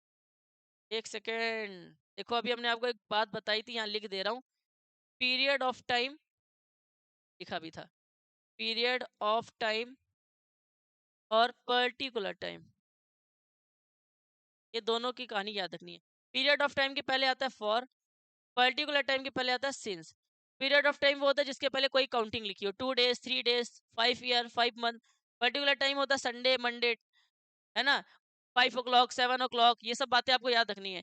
तो ये 5 days गिनती लिखी, इसका मतलब इसके पहले फ्रॉम नहीं आएगा, फॉर आएगा। क्या आएगा? फ्रॉम वहां आता है जब कभी अंतराल दे रखा हो, 5 days, 7 days, उसके पहले हम लोग फ्रॉम लगाएंगे। Next, the gold is a precious metal. The gold is a precious metal. Precious metal एक कॉन्सेप्ट यहाँ पे लिख लो, हमने आपको बताया भी होगा। No article should be used before the material noun. No article should be used before the material noun. Material noun के पहले आर्टिकल का प्रयोग नहीं होता है, तो यहाँ दा का प्रयोग नहीं किया जाएगा, बस यही एरर है। गोल्ड के पहले दा नहीं आएगा, ध्यान रखना। No article should be used before the material noun, gold के पहले दा नहीं आएगा। लास्ट क्वेश्चन है, he is an university professor. He is an university professor. University अभी हमने आपको बोला था, जरूरी नहीं है वो ए ई ओ यू से स्टार्ट हो तो ही एन आएगा। साउंड कैसा निकल रहा है? मुंह खुल रहा है क्या? यूनिवर्सिटी, मुंह नहीं खुल रहा है, ए आएगा। क्या आएगा? ए आएगा। यू का सेंस निकलता है, आ का सेंस निकलता है तब एन आता है, यू का निकलेगा तो ए आएगा। यहां से हमारे 100 क्वेश्चन बेटा समाप्त हो रहे हैं, और ये हमारा सैकड़ा पूरा हो चुका है। 100 क्वेश्चन में मैंने न जाने कितने कॉन्सेप्ट आपके लिए लिख दिए हैं, बहुत सारे कॉन्सेप्ट लिख दिए हैं, और आपको ये सारी चीजें समझ में भी आ गई होंगी बच्चों। मुझे उम्मीद है आपको सब कुछ क्लियर हो चुका होगा, सारा कुछ समझ में आया होगा। हाँ, अगर आप इस वीडियो को ज्यादा से ज्यादा शेयर करोगे, बहुत ज्यादा शेयर करोगे, और अच्छे से आप कमेंट करके बताओगे आपको वीडियो कैसे लगी। हर बच्चा अपने दिल की बातें बताएगा, सर आपको वीडियो कैसे लगी। जो जो चीजें मैंने आपसे पूछी थी वो चीजें आपको बतानी है। एक लास्ट क्वेश्चन हम आपको दे रहे हैं, जरा बताइएगा कि क्या आता है कि अगर इंजॉयड आया हुआ है, अवेल आया हुआ है, इसके बाद ये कैसी वर्ब होती है? पहली बात तो ट्रांजिटिव वर्ब है कि इंट्रांजिटिव वर्ब है? ये ट्रांजिटिव वर्ब है कि इंट्रांजिटिव वर्ब है, ये बताना है। और अगर आपने आंसर बता दिया और इसके बाद आता क्या ये बता दिया, तो बेटा जो आपकी डिमांड होगी वो कंप्लीट किया जाएगा इस चैनल पे। जो बोलोगे वो पढ़ाया जाएगा, जो बोलोगे वो किया जाएगा। आप पीपीटी मांगोगे, मैं with solution hand written notes भी दे दूंगा आप लोगों को, ठीक है। आप इसको वीडियो को ज्यादा से ज्यादा शेयर करो, इसका आंसर बताओ। साथ ही साथ एक क्वेश्चन और बताइए कि प्रेफर और प्रेफरेबल के साथ क्या आता है, कमेंट बॉक्स में।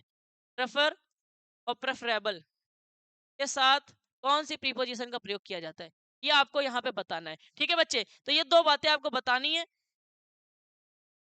दो बातें आपको बतानी है। जाके कमेंट बॉक्स में हमको बताना है कि इन सबके साथ क्या आता है, इन सबके साथ क्या आता है।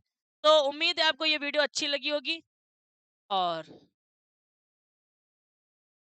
आपको बहुत अच्छे से चीजें समझ में आई होंगी। मैंने बहुत सारी चीजें क्लियर की है। सिंटेक्स के 100 क्वेश्चंस और बहुत सारे क्वेश्चंस मैंने आपको क्लास में भी बता दिए थे। तो तकरीबन 100 क्वेश्चंस मैंने आपको क्लास में भी कराए हैं, 100 क्वेश्चन यहाँ पे करा दिया, 200 क्वेश्चंस हो गए। जो ऑनलाइन के बच्चे हैं वो अगर चाहते हैं कि भैया और कॉन्सेप्ट दो, वैसे हम आपको बताएं आपका बोर्ड एग्जाम जो है वो यहीं से सेट होने वाला है, सारे क्वेश्चंस यहीं से आने वाले हैं। लेकिन अभी बहुत सारे ऐसे क्वेश्चंस हैं जो हमको आपको बताने चाहिए। और अच्छा, एक क्वेश्चन हम आपको बताया नहीं बताया भूल गए होंगे कि जब कभी रिलेटिव प्रोनाउन आता है ना, रिलेटिव प्रोनाउन जैसे हु आया है, दो सेंटेंस को जोड़ रहा होगा, तो हु के आगे आने वाली जो वर्ब होगी वो अपने एंटीसीडेंट के अकॉर्डिंग आती है। एंटीसीडेंट का मतलब होता है हु के पहले जो लिखा है उसके अकॉर्डिंग वर्ब आएगी। अगर यहाँ पे प्लूरल सब्जेक्ट है तो प्लूरल वर्ब आएगी, यहाँ सिंगुलर सब्जेक्ट है तो सिंगुलर वर्ब आएगी। ये कॉन्सेप्ट हम आपको बताना भूल गए थे शायद। इस कॉन्सेप्ट को भी मैं कहोगे तो कमेंट बॉक्स में डिस्कस कर देंगे, अन्यथा इतना ध्यान रखो जब कभी दो सेंटेंस हु से जुड़ रहे हो, जब कभी दो सेंटेंस हु से जुड़ रहे हो या किसी भी रिलेटिव प्रोनाउन से जुड़ रहे हो, तो आगे आने वाली जो वर्ब होगी वो अपने एंटीसीडेंट के अकॉर्डिंग आएगी। एंटीसीडेंट का मतलब होता है इसके पहले जैसा सब्जेक्ट होगा वैसी वर्ब आएगी। सिंगुलर सब्जेक्ट होगा सिंगुलर वर्ब आएगी, प्लूरल सब्जेक्ट होगा प्लूरल वर्ब आएगी। तो यहाँ से हमारा ये सिंटेक्स कंप्लीट होता है, और आपको समझ में चीजें आ गई होंगी। सिंटेक्स को पूरी तरीके से कंप्लीट किया। 100 क्वेश्चन का मतलब होता है बच्चे तकरीबन 300 कॉन्सेप्ट हमने आपको दे डाले होंगे। 300 हमने कॉन्सेप्ट आपको दे दिए होंगे। 100 क्वेश्चन का मतलब होता है 300 कॉन्सेप्ट। ओके बच्चे, तो आपको सारी चीजें क्लियर हो गई होंगी। मुझे उम्मीद है आपको वीडियो अच्छी लगी होगी। अगर वीडियो अच्छी लगी तो ज्यादा से ज्यादा शेयर करिए, कॉन्सेप्ट को नोट करते चलिएगा। ध्यान रखिएगा। और कल वाली वीडियो में क्या पढ़ना है आपको, वो मैं आपको पोस्ट में वहां पोल दूंगा, 4 टॉपिक दूंगा, एक सिंथेसिस, एक नरेशन, एक डिग्री ऑफ कंपैरिजन या फिर वोकैब पोर्शन। क्या स्टार्ट करना चाहिए हमको, वो आपको पोल में बताना है, कमेंट करके बताना है। इस वीडियो को ज्यादा से ज्यादा शेयर करना है, अपने सारे दोस्तों तक पहुंचाना, हर बच्चे के पास तक ये कंटेंट पहुंचना चाहिए। आज की क्लास को मेरे प्यारे बच्चों यहीं पे समाप्त करते हैं, तब तक लिए जय हिंद, जय भारत।